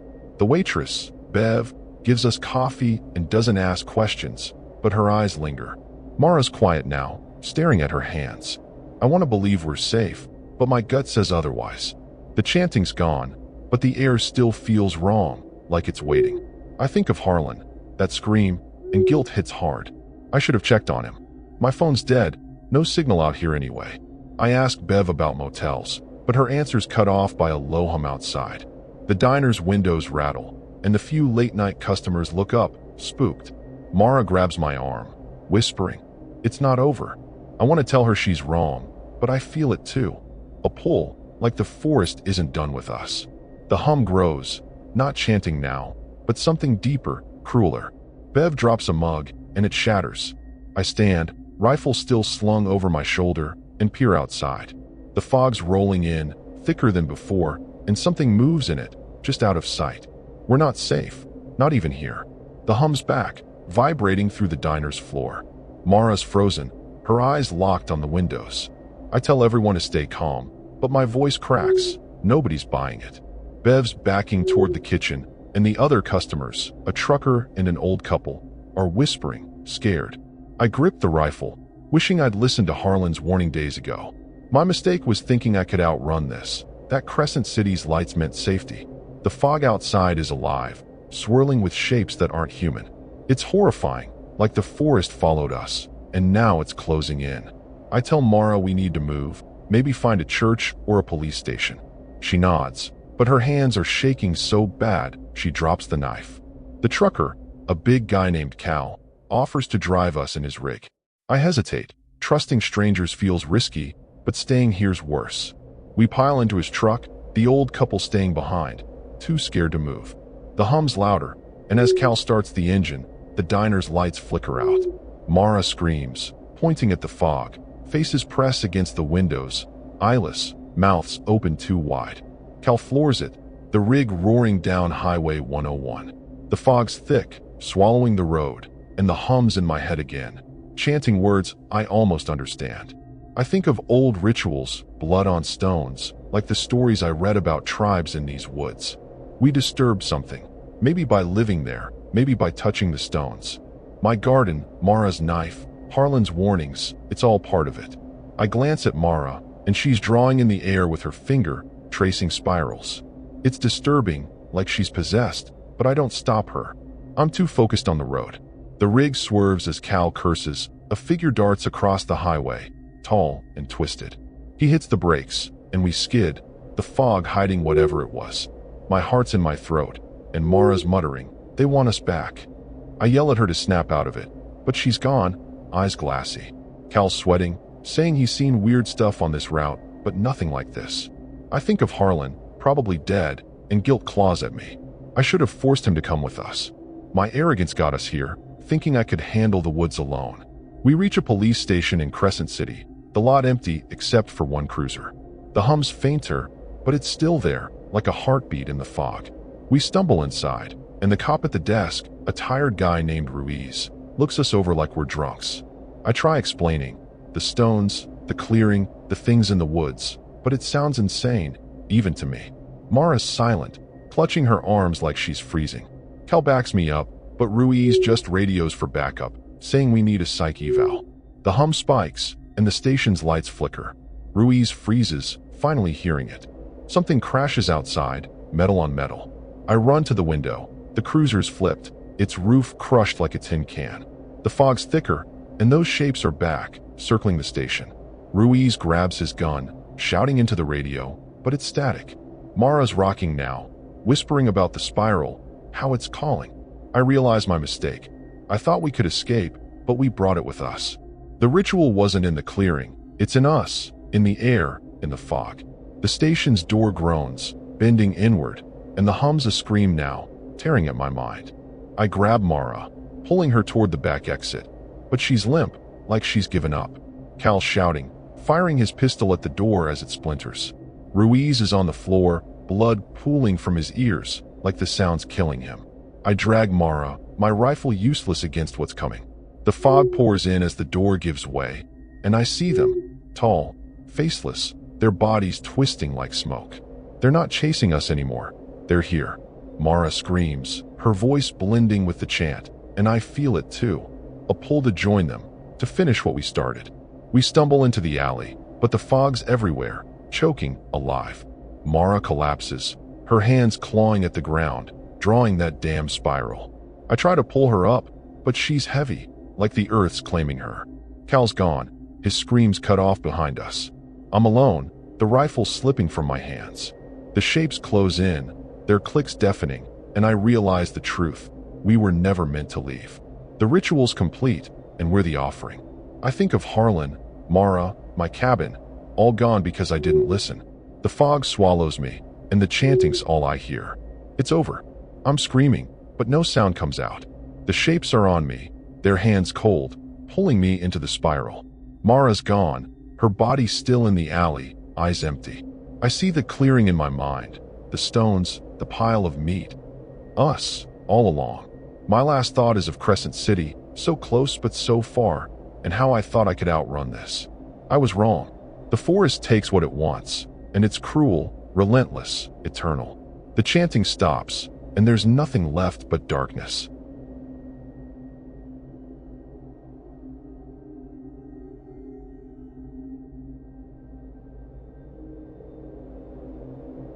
Fog clings to the hills around my cabin in Mendocino, thick enough to choke the sunlight. I'm Nora Calloway, 29 years old, and I moved here 3 months ago to start over after a nasty divorce. This place was supposed to be my reset, off the grid, just me and the trees. My closest neighbors are Felix Durant, a gruff ex-fisherman in his 50s who lives a mile west, and Lila Voss, a quiet botanist in her 40s who studies the local plants. Felix drops off fish sometimes, always with a grunt. Lila's nice, but distant, always scribbling in her notebook. I thought I'd find peace here, but the forest feels wrong, like it's hiding something nasty. The cabin's small, just a bedroom, a kitchen, and a porch overlooking a ravine. I've got solar panels for power and a well for water, no Wi-Fi, no distractions. I wanted to paint again, to find the spark I lost in the city. But the fog's relentless, and it's messing with me. It's not just weather, it's heavy, like it's watching. I keep my dad's old hunting knife on the table, more for comfort than anything. At night, the silence is too deep, and I wake up sweating, heart racing, for no reason. It's disturbing, like the air's pressing on my chest. A week ago, I found something weird in the ravine, a rusted metal hatch, half buried under moss. It's big, like something from an old bunker, with no lock, just a handle. I thought it was junk left by loggers, but when I told Felix, his face went tight. "Don't mess with it," he said, then walked off. Lila was cagier, saying the hills have history and to leave old things alone. Mendocino's got a past, hippie communes, shipwrecks, weird cults in the 70s. I brushed it off, but that hatch keeps nagging at me. I've been painting the ravine, trying to capture the fog's eerie glow, but my work's turning dark, blotchy shapes, twisted limbs. I don't know where it's coming from, but it's scary how it spills out of me. Lila stopped by yesterday, saw my canvas, and went pale. She muttered something about the plants around the hatch looking off, then left fast. I checked later, and she's right. The ferns there are curled, black at the edges, like they're poisoned.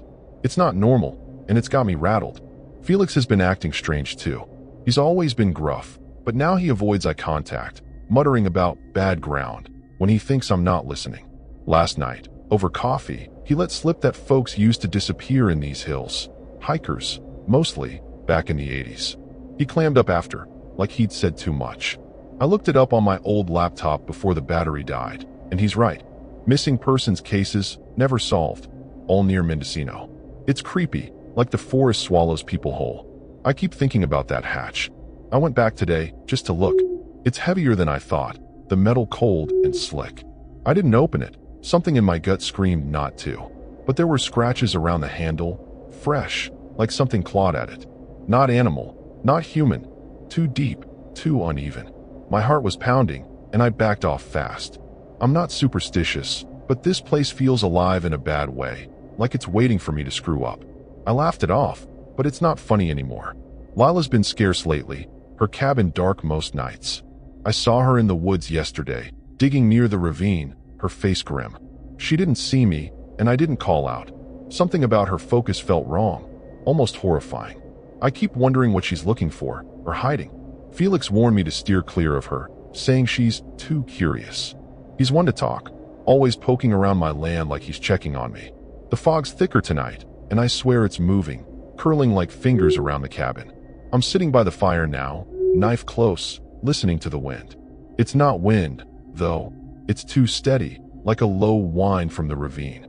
I tell myself it's just the hills, the ocean nearby, but my skin's crawling. I keep glancing at the door, expecting something to knock. Felix's light is on across the valley, but Lila's place is pitch black. I want to believe it's nothing, just my imagination running wild. But that hatch, those scratches, the dead plants, it's real, and it's got me spooked. The whine's louder now, and I'm gripping the knife so hard my knuckles ache. I think of those missing hikers, the stories Felix won't finish. Mendocino's beautiful, but it's got teeth, and I'm starting to feel them. I want to pack up, drive to town, but my car's got a flat, and the nearest garage is 15 miles away. I'm stuck, and the forest knows it. Something's out there, and I'm not sure I want to find out what. The whine from the ravine's louder tonight, cutting through the fog like a dull blade. I'm up late, sketching by candlelight, but my hands shake, ruining the lines. That hatch keeps creeping into my thoughts, its scratches glowing in my mind. I tried painting to calm down, but the canvas turned into a mess of dark shapes, like something's bleeding through. It's disturbing, and I shove it under the bed. I'm starting to think Felix was right. Messing with that hatch was a bad idea, even if I only looked. The forest feels like it's holding a grudge, and I'm caught in it. I head to Lila's cabin at dawn, hoping she's got answers. Her place is a mess, plants in jars, notebooks everywhere, but she's not there. I find a page torn from her journal, scribbled with words like contaminated and source. It's about the ravine, I'm sure. I pocket it, feeling like a thief, but I need clues. The air around her cabin smells wrong, like damp rot. It's scary how fast this place is turning on me. I think of Annihilation, where the land itself is poisoned, twisting everything. This feels too close to that. Felix catches me on the trail back, his face like stone. Told you to stay away from her, he snaps, eyeing the journal page in my hand. I lie, say I found it in the woods. He doesn't buy it, but doesn't push. Instead, he warns me about the ravine, says it's bad ground where nothing grows right. I mention the hatch, and he freezes, then mutters about old mines, sealed for a reason. His voice is shaky, and it's horrifying to see him rattled. I press for more, but he storms off, leaving me alone with that damn whine in the air. My car still got that flat, and I'm no mechanic. I try patching it, but the tire's slashed, not punctured, clean cuts, like a knife. My stomach twists. Nobody's out here but Felix and Lila, and I don't trust either right now. I decide to hike to Mendocino, get help, but the fog's so thick I can barely see the trail. The whine's constant now, and I swear it's coming from the hatch. I avoid the ravine, but the forest feels alive, branches snapping too close.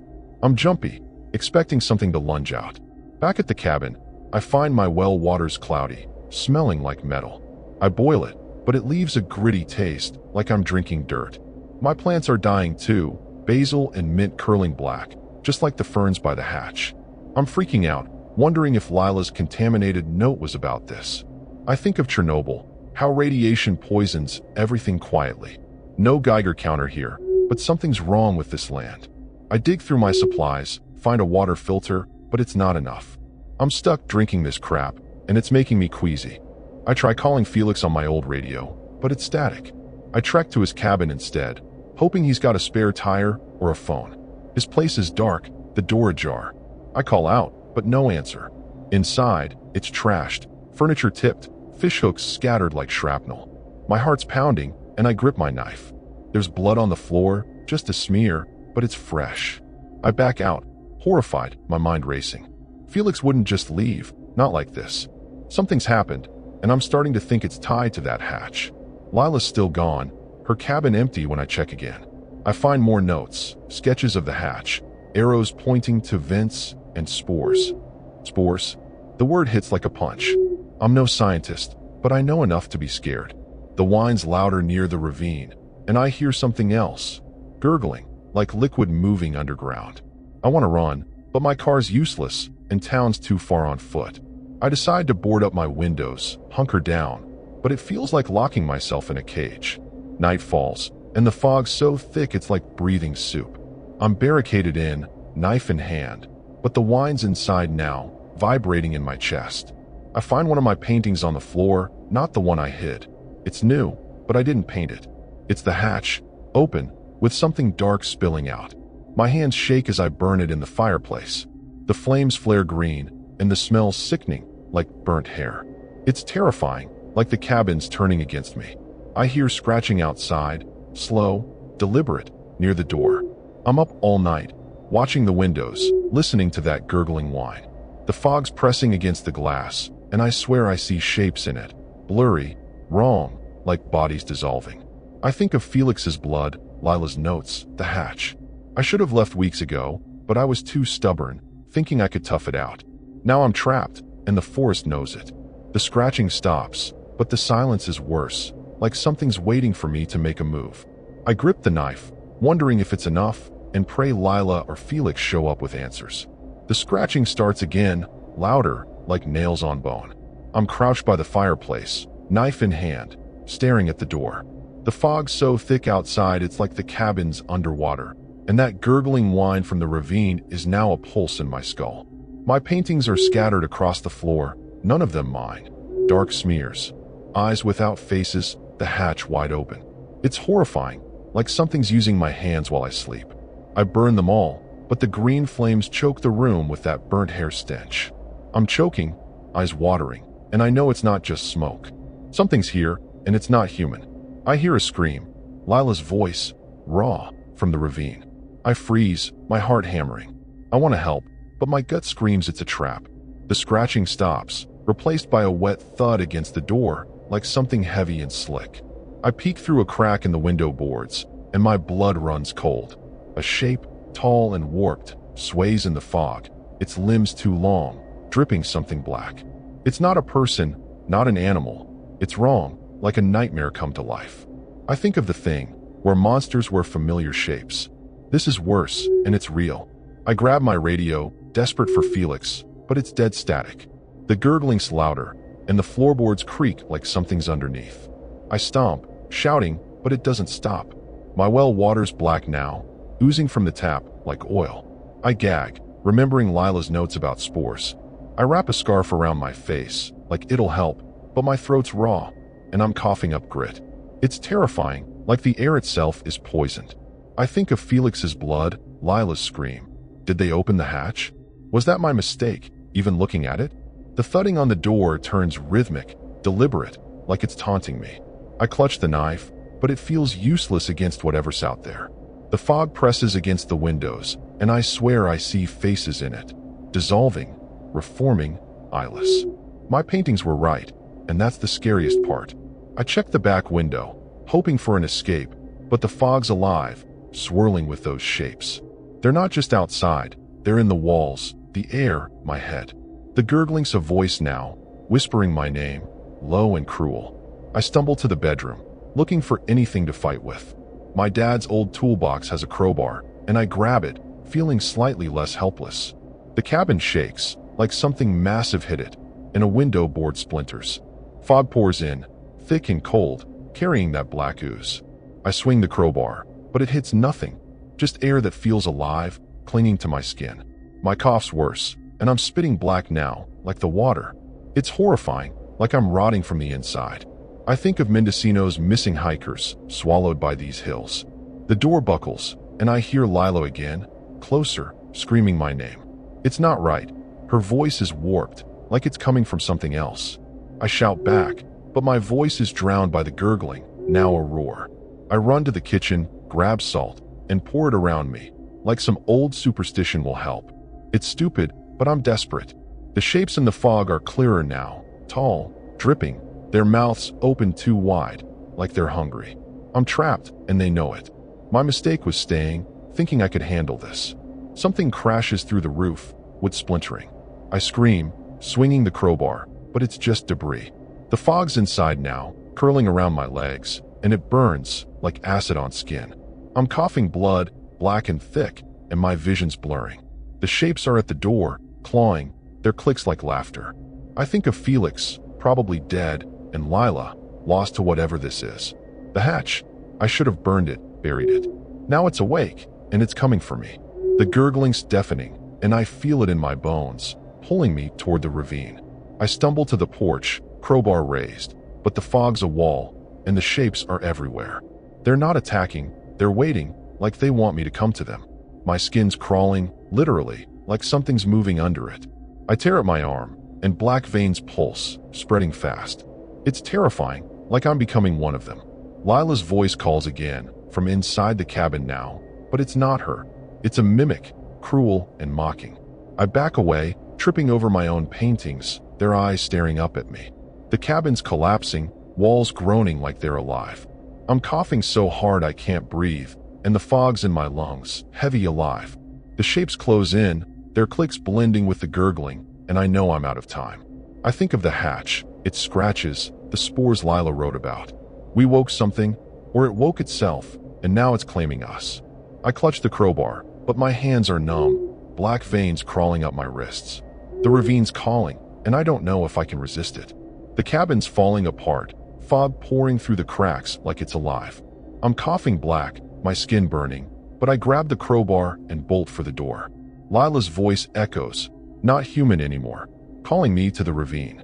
I stumble into the fog, the shapes circling, their clicks sharp and cruel. My car's useless, tires slashed, so I run for the trail to Mendocino, crowbar in one hand, knife in the other. The fog's so thick I can't see, but I feel them. Those things, brushing past, their touch like ice. It's terrifying, like I'm running through a nightmare I can't wake from. The trail's a mess, roots tripping me, but I keep moving.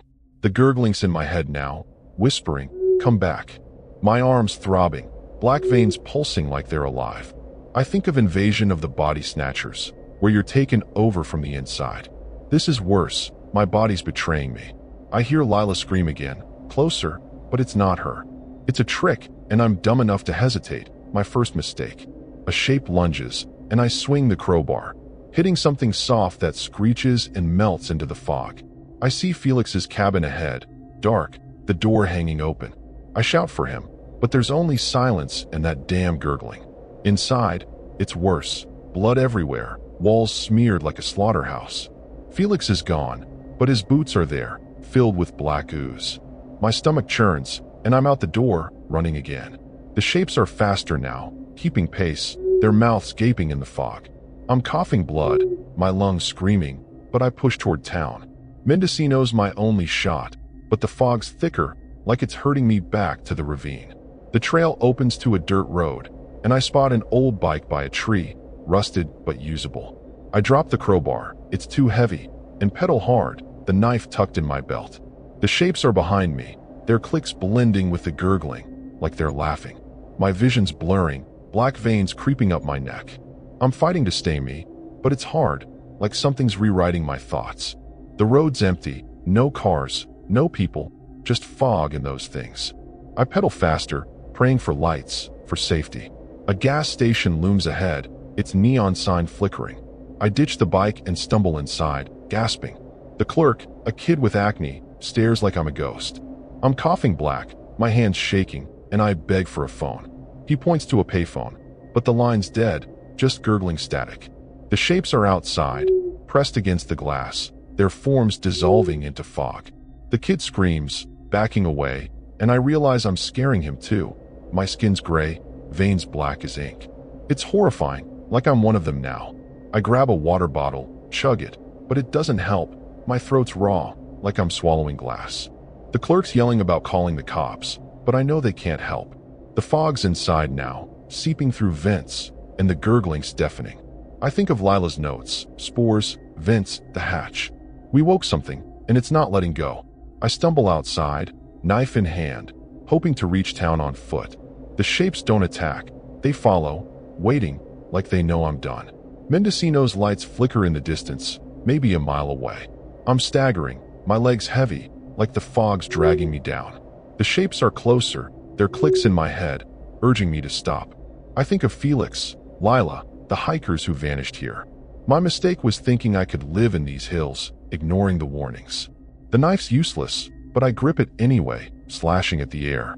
A shape grabs my arm, its touch burning, and I scream, pulling free. Blood's dripping, black and thick, mixing with the fog. I reach a diner on the edge of town, the kind you'd find anywhere in Northern California. It's empty except for a waitress, Marge, who drops her tray when she sees me.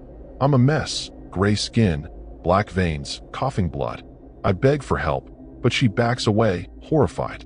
The fog's following, curling through the door, and the shapes are there, waiting outside.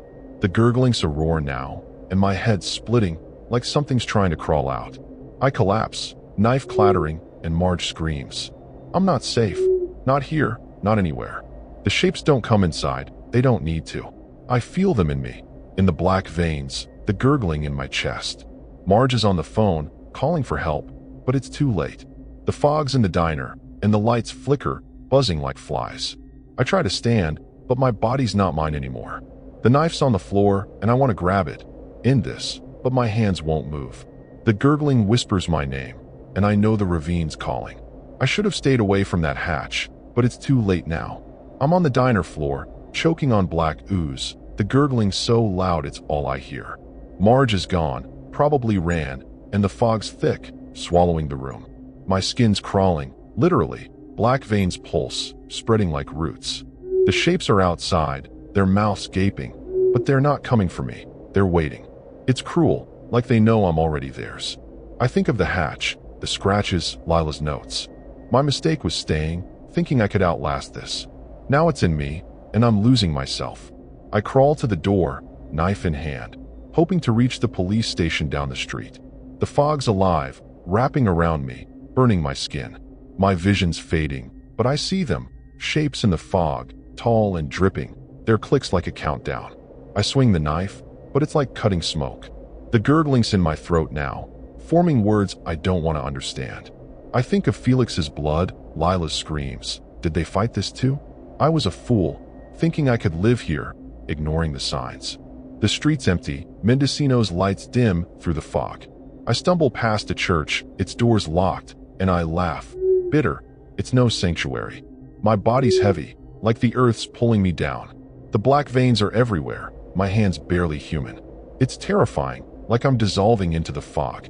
I think of those missing hikers, their names in old articles, swallowed by these hills. The hatch was a door, and I opened it, even if I didn't touch it. That was my sin. A cop car screeches up, lights flashing. Two officers, Ruiz and Tanner, jump out, guns drawn. I try to speak, but my voice is gurgling, black spit dripping. They shout, thinking I'm a threat, and I raise the knife, not to attack, but to show them. Bad move. Ruiz fires, and pain explodes in my shoulder. I fall, blood mixing with the ooze, and the shapes laugh, their clicks deafening. The cops are coughing now, the fog curling around them. It's not just me, it's spreading. I drag myself toward the station, but my body's giving out. The fog's in my lungs, my eyes, my mind.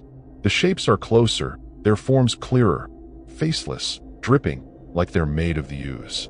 They don't touch me, they don't need to. I'm part of them now, my thoughts slipping, replaced by that gurgling chant. I think of Lila, probably gone, and Felix, dead in his cabin. My arrogance brought this, thinking I could tame these hills, ignoring the hatch's warning. The station's ahead, but the fog's a wall, and the shapes are everywhere. Ruiz and Tanner are down, coughing black, their eyes wide with horror. I drop the knife, useless now, and fall to my knees. The gurgling's a song, pulling me back to the ravine, to the hatch. I see it in my mind, open, spilling black, swallowing everything. My skin splits, ooze pouring out, and I'm not Nora anymore. I'm something else, something wrong. The shapes close in, welcoming me. I try to scream, but it's just gurgling, my voice gone. The station's lights flicker out, and the fog swallows it whole. I feel the ravine, miles away, calling like a heartbeat. The shapes guide me, their clicks soft now, almost gentle, but it's a cruel lie. I'm walking, or what's left of me is, back to the hills, to the hatch. My mistake was thinking I could escape. Mendocino's gone quiet, no sirens, no lights, just fog and that endless gurgle. The ravine's ahead, though I don't know how I got here. The hatch is open, black ooze pooling around it, and the shapes are waiting, their mouths stretched wide. I'm not fighting anymore. There's nothing left to fight for.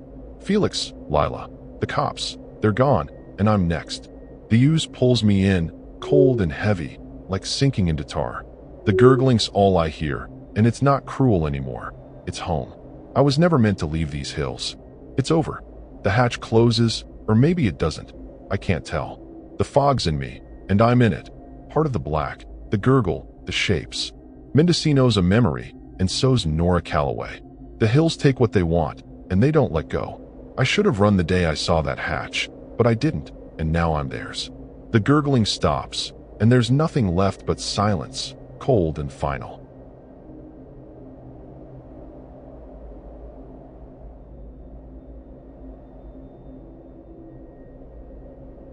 Wind howls through the pines around my cabin in Fort Bragg, rattling the windows like it's trying to get in. I'm Gideon Holt, 42 years old, and I moved here 4 months ago to escape a dead-end job and a life that felt like quicksand. I wanted solitude, to live off the grid, grow my own food, maybe write a book. My neighbors are scarce. There's Verna Cole, a retired nurse in her 60s who lives a mile east, and Theo Rankin, a wiry carpenter in his 30s who's always fixing something. Verna's kind but nosy, always bringing me soup.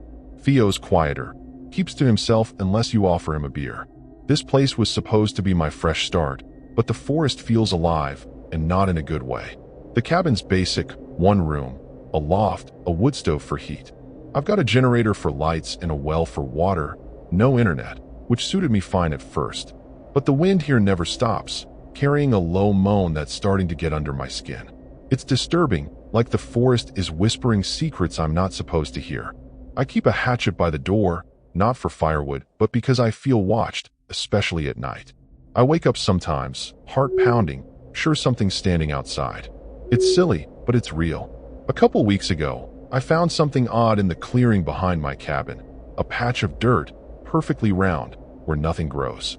It's maybe 10 feet across, the soil gray and cracked like ash. I thought it was a burn scar, maybe from a campfire, but it's too clean, too perfect. I asked Verna about it, and she got quiet, said the land here is particular. Theo just laughed, said I'm imagining things, but his eyes didn't match his smile. Fort Bragg's got a history. Shipwrecks, logging camps, strange stories nobody likes to repeat. My garden's struggling, despite good soil. My tomatoes are stunted, leaves curling like they're scared. I checked the well, and the water's fine, but there's a faint metallic taste that wasn't there before. It's creepy, like the land's turning sour. I tried joking about it with Verna, but she just frowned and said I should respect the woods. She's lived here forever, so I figured she's superstitious. Still, I started noticing things. My tools go missing, then show up in weird places, like buried halfway in the dirt. Theo stopped by yesterday, fixing my porch step without me asking. He's handy, but he kept glancing at the clearing, like it was calling him. I mentioned the dead patch, and he got cagey, said it's been there for years, just how the land is. I pressed, but he changed the subject, talking about tides and storms. I looked up Fort Bragg's history on my old laptop before the battery died. Tales of loggers vanishing, locals blaming the woods temper. It's spooky, and I'm starting to wonder what I've gotten myself into. At night, the moan in the wind gets worse, like a voice trying to form words. I've been sleeping with the hatchet under my pillow, which feels ridiculous but helps me close my eyes. Last night, I dreamed of the clearing, the ground pulsing like a heart. I woke up gasping, the air in the cabin heavy, like it was pressing me down. I checked outside, and there were tracks around the clearing. Not animal, not human, just deep gouges, like something dragged itself through the dirt. It's horrifying, and I can't shake it. Verna's been acting odd too. She dropped off soup today, but wouldn't come inside. Just stood on the porch, staring at the trees.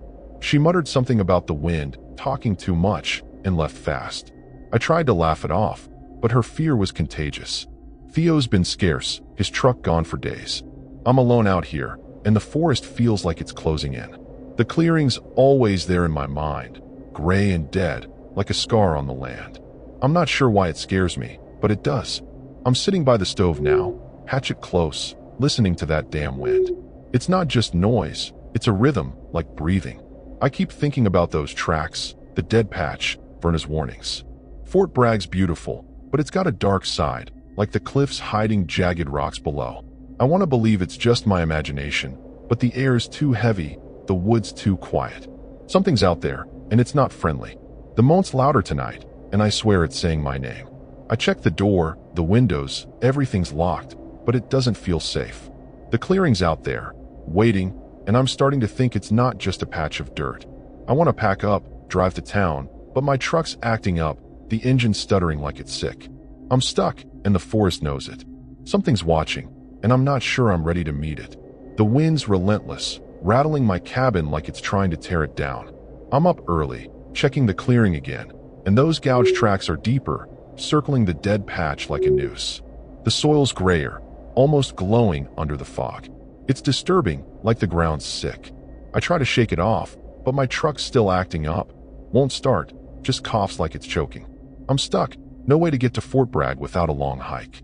I think of Verna's warning about the woods, and my gut twists. I should have listened, but I'm too stubborn, always have been. I trek to Verna's place, hoping she's got a phone or a spare battery. Her cabin's quiet, curtains drawn, but her garden's a mess, plants withered like mine. I knock, and she answers, pale, her hands shaking. She says she heard the wind singing last night, not just moaning. I mention the clearing, and she snaps, "Don't go near it, Gideon." Her fear's contagious, and it's scary how fast she shuts the door. I'm left standing there, the wind howling like it's mocking me. I think of Pet Cemetery, where the land's cursed. This feels too close. Theo's still gone, his truck missing. I check his cabin, and it's locked, but there's a smell, rotten, like something died inside. I don't have the guts to break in, but I find more tracks around his yard, same as mine, deep and dragged. My heart's racing, and I'm starting to think he's not just away. I decide to fix the truck myself, but my tools are gone again, buried in the clearing this time, handles up like grave markers. It's horrifying, like the forest's playing a sick game. Back at my cabin, the well water's worse, thick, metallic, with a sheen like oil. I spit it out, gagging, and switch to bottled water, but I'm running low. My garden's dead now, tomatoes black and oozing. I dig one up, and it smells like the tracks, like decay. I'm freaking out, wondering if Verna's right about the land. I think of old logging stories, how workers vanish near Fort Bragg, blamed on bad earth.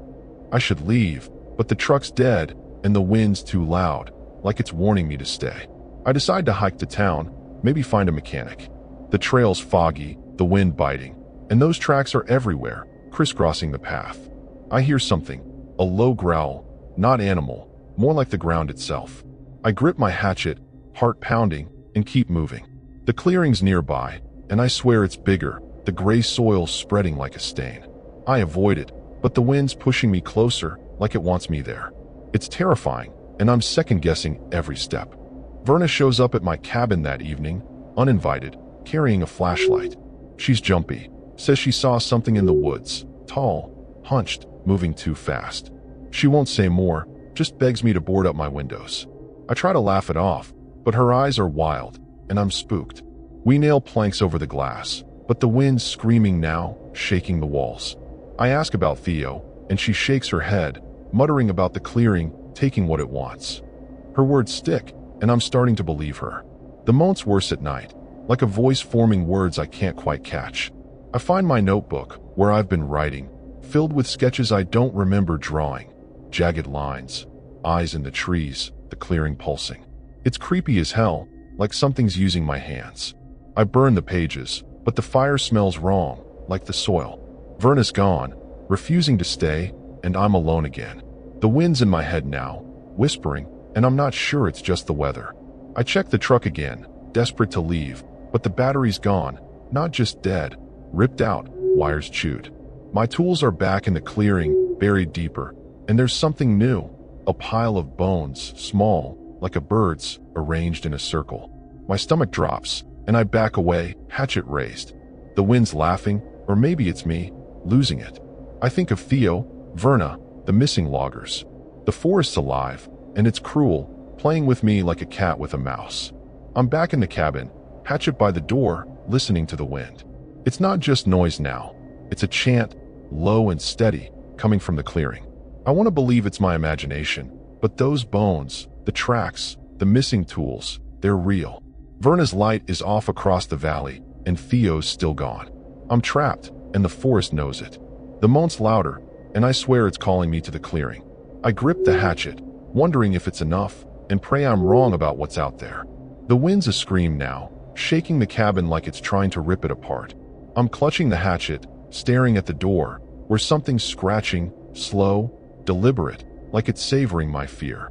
The moan from the clearing's a voice, guttural, saying my name over and over. It's horrifying, like the forest itself is calling me out. My notebook's on the floor, open to a new sketch I didn't draw. Jagged lines forming a figure, tall and eyeless, standing in the clearing. I tear it up, but the wind laughs, and I'm coughing, my throat raw like I've swallowed ash.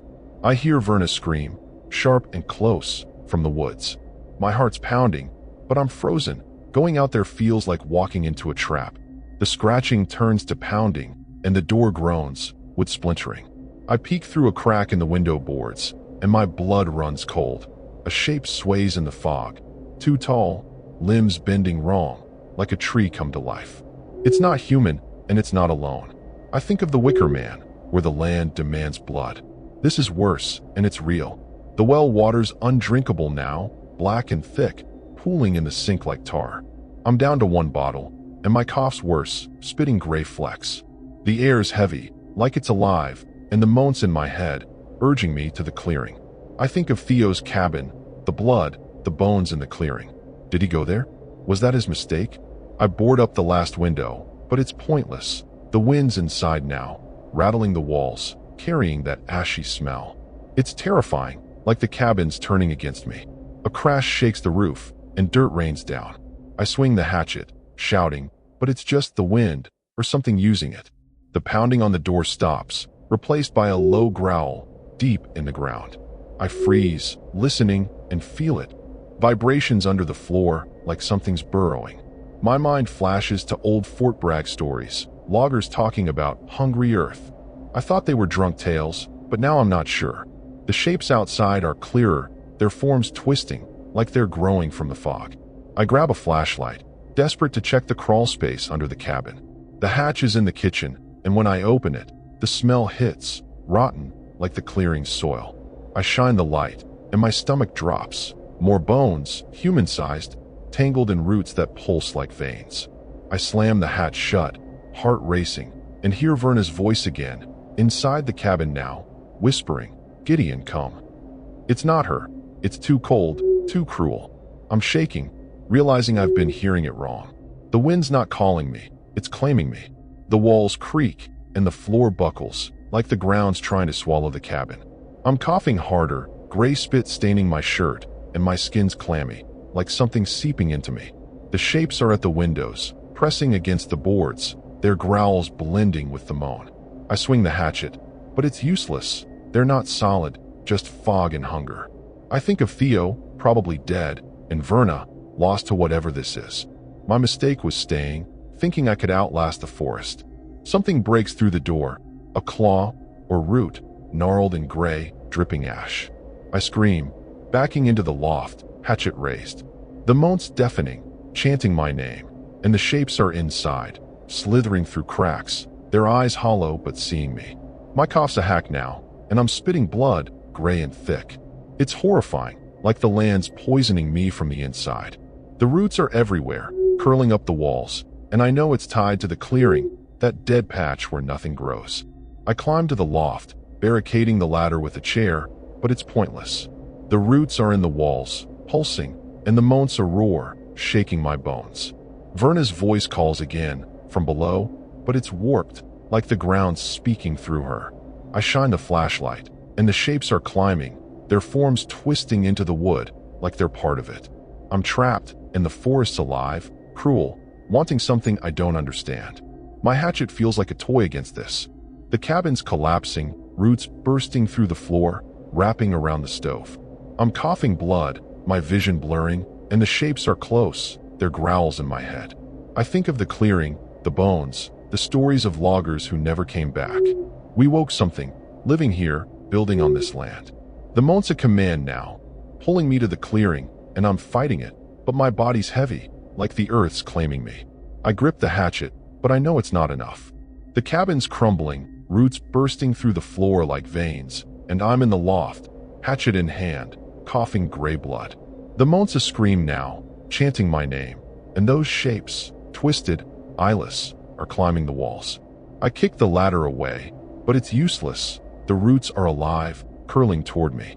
I swing the hatchet, chopping one, but it bleeds ash, and the moan laughs, cruel and deep. I'm terrified, my body heavy like the earth's pulling me down. I think of the Evil Dead, where the forest itself attacks. This is worse, and I'm living it. I need to run now. I smash a loft window, glass cutting my hands, and crawl onto the roof. The fog's thick, the wind howling, and the shapes are below, their growls vibrating in my chest. I slide down, hitting the ground hard, and sprint for the trail to Fort Bragg. My truck's dead, so it's on foot, hatchet clutched tight. The roots are everywhere, snaking through the dirt, tripping me. I hear Verna's voice, warped, calling from the clearing. It's not her, it's the land, and it's hungry. I'm coughing harder, spitting black, my skin gray like the soil. The trail's a nightmare, fog so dense I'm blind. The shapes follow, their forms melting into the trees, their clicks like breaking bones. I swing the hatchet, hitting nothing but air and the moans in my head, urging me back to the clearing. My mistake was staying, thinking I could tough it out. I think of Theo, probably gone, and Verna, her screams still echoing. The roots grab at my ankles, and I fall, scraping my knees. Blood mixes with ash, and it's horrifying, like I'm becoming part of the forest. I stumble onto a dirt road, spotting an old shed, maybe a logger's shack. Inside, it's damp, tools rusted, but there's a bike, barely rideable. I take it, pedaling hard, the hatchet tucked in my belt. The shapes are faster, keeping pace, their eyes hollow but locked on me. My cough's a wet rasp, and my vision's blurring, gray veins creeping up my arms. The moan's relentless, chanting, "Stay." I'm fighting it, but my body's slowing, like it's betraying me. Fort Bragg's lights flicker ahead, my only hope.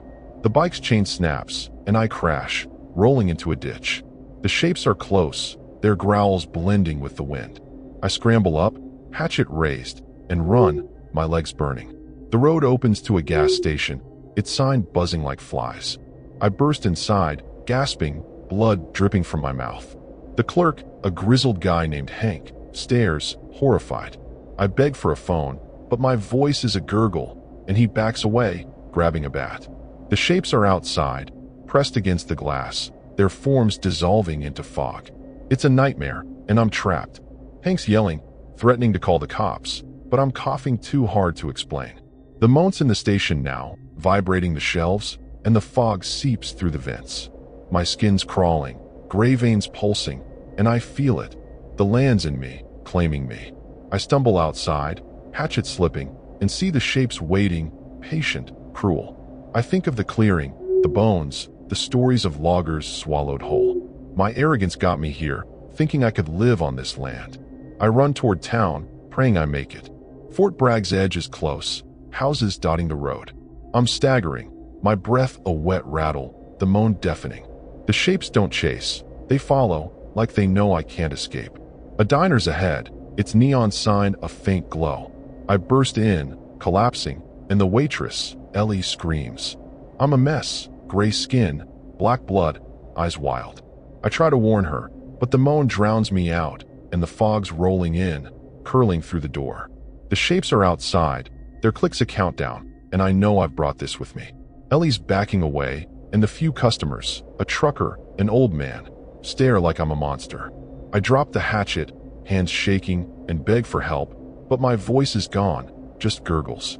The fog's inside, thick and cold, and the moan's a chant, pulling me back to the clearing. I think of Verna, Theo, the roots under my cabin. I should have left weeks ago, but I was too stubborn. The shapes are at the windows, their forms clearer, like trees with faces. My body's not mine anymore, and I'm running out of time. I stumble to the diner's back door, hoping to reach the police station. The fog's a wall, and the shapes are everywhere, their growls in my head.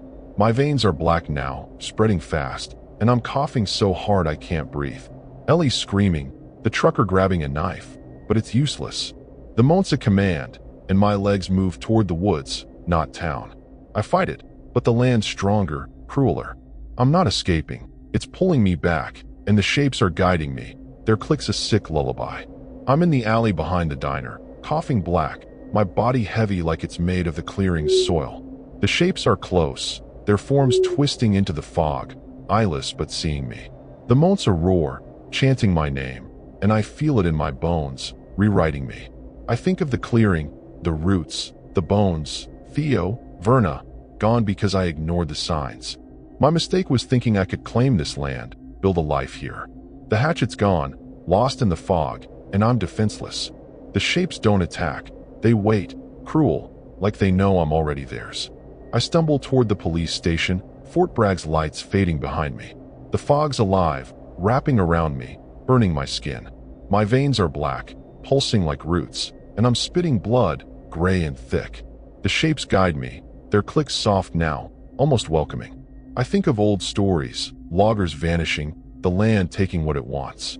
I see the clearing in my mind, its gray soil pulsing, calling me home.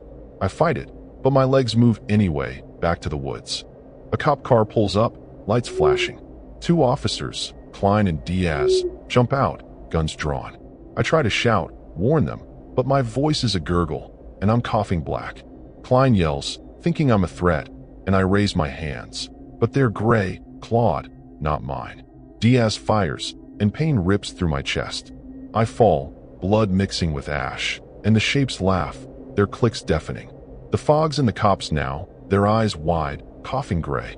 It's not just me. It's spreading, and I brought it to town. I crawl, my body breaking, toward the woods. The moment's a song, promising peace if I give in. I see Verna's face in the fog, eyeless, smiling, and Theo's, twisted into roots. My arrogance did this, building on bad earth, ignoring the wind's warnings. The shapes are everywhere, their forms blending with the trees, and I'm part of them now, my skin splitting, ash pouring out. It's terrifying, like I'm dissolving into the land. The clearing's close, I feel it, pulling me like a tide. The forest swallows me, the trail gone, Fort Bragg's lights a memory. The shapes lead me to the clearing, its gray soil alive, pulsing under my feet. The moment's in my head, my heart, my blood. I'm on my knees, hands sinking into the dirt, and it's warm, like flesh. The shapes circle, their clicks a chant, and I see bones in the soil, human, animal, mine. I think of the loggers, the hikers, all taken. The land's hungry, and I fed it by staying. I try to stand, but the roots are in me, curling through my veins, pulling me down. The moment's gentle now, like a lullaby, but it's cruel, promising eternity in the dirt. I see Verna, Theo, their faces in the soil, eyeless, waiting. My chest's burning, blood and ash mixing, and I'm not Gideon anymore. I'm the clearing, the wind, the hunger. The shapes close in, their hands cold, and I'm sinking, the soil swallowing me whole. The clearing's alive, roots wrapping me, warm and tight. The moment's all I hear, chanting my name one last time. I think of Fort Bragg, so close but untouchable, and how I thought I could outrun this. I was wrong. The land takes what it wants, and it's relentless, cruel, eternal. My body's gone, just ash and roots, and the clearing's full, for now. The shapes fade, their clicks silent, and the wind stops, leaving nothing but the gray soil. It's over. I'm part of the clearing, my name a whisper in the wind. Verna, Theo, the cops, all gone, food for the land. My mistake was thinking I could belong here, that the forest would let me. Fort Bragg's quiet now, but the clearing's waiting, always hungry. The soil pulses, and I'm in it, forever. The moan stops, and there's nothing left but silence, heavy and final. The wind's gone, and so am I. The clearing's full, but it'll want more. Hikers, loggers, anyone who stays too long. I should have left when I saw that dead patch, but I didn't, and now I'm its. The forest keeps its secrets, and I'm one of them, buried in the gray, where nothing grows.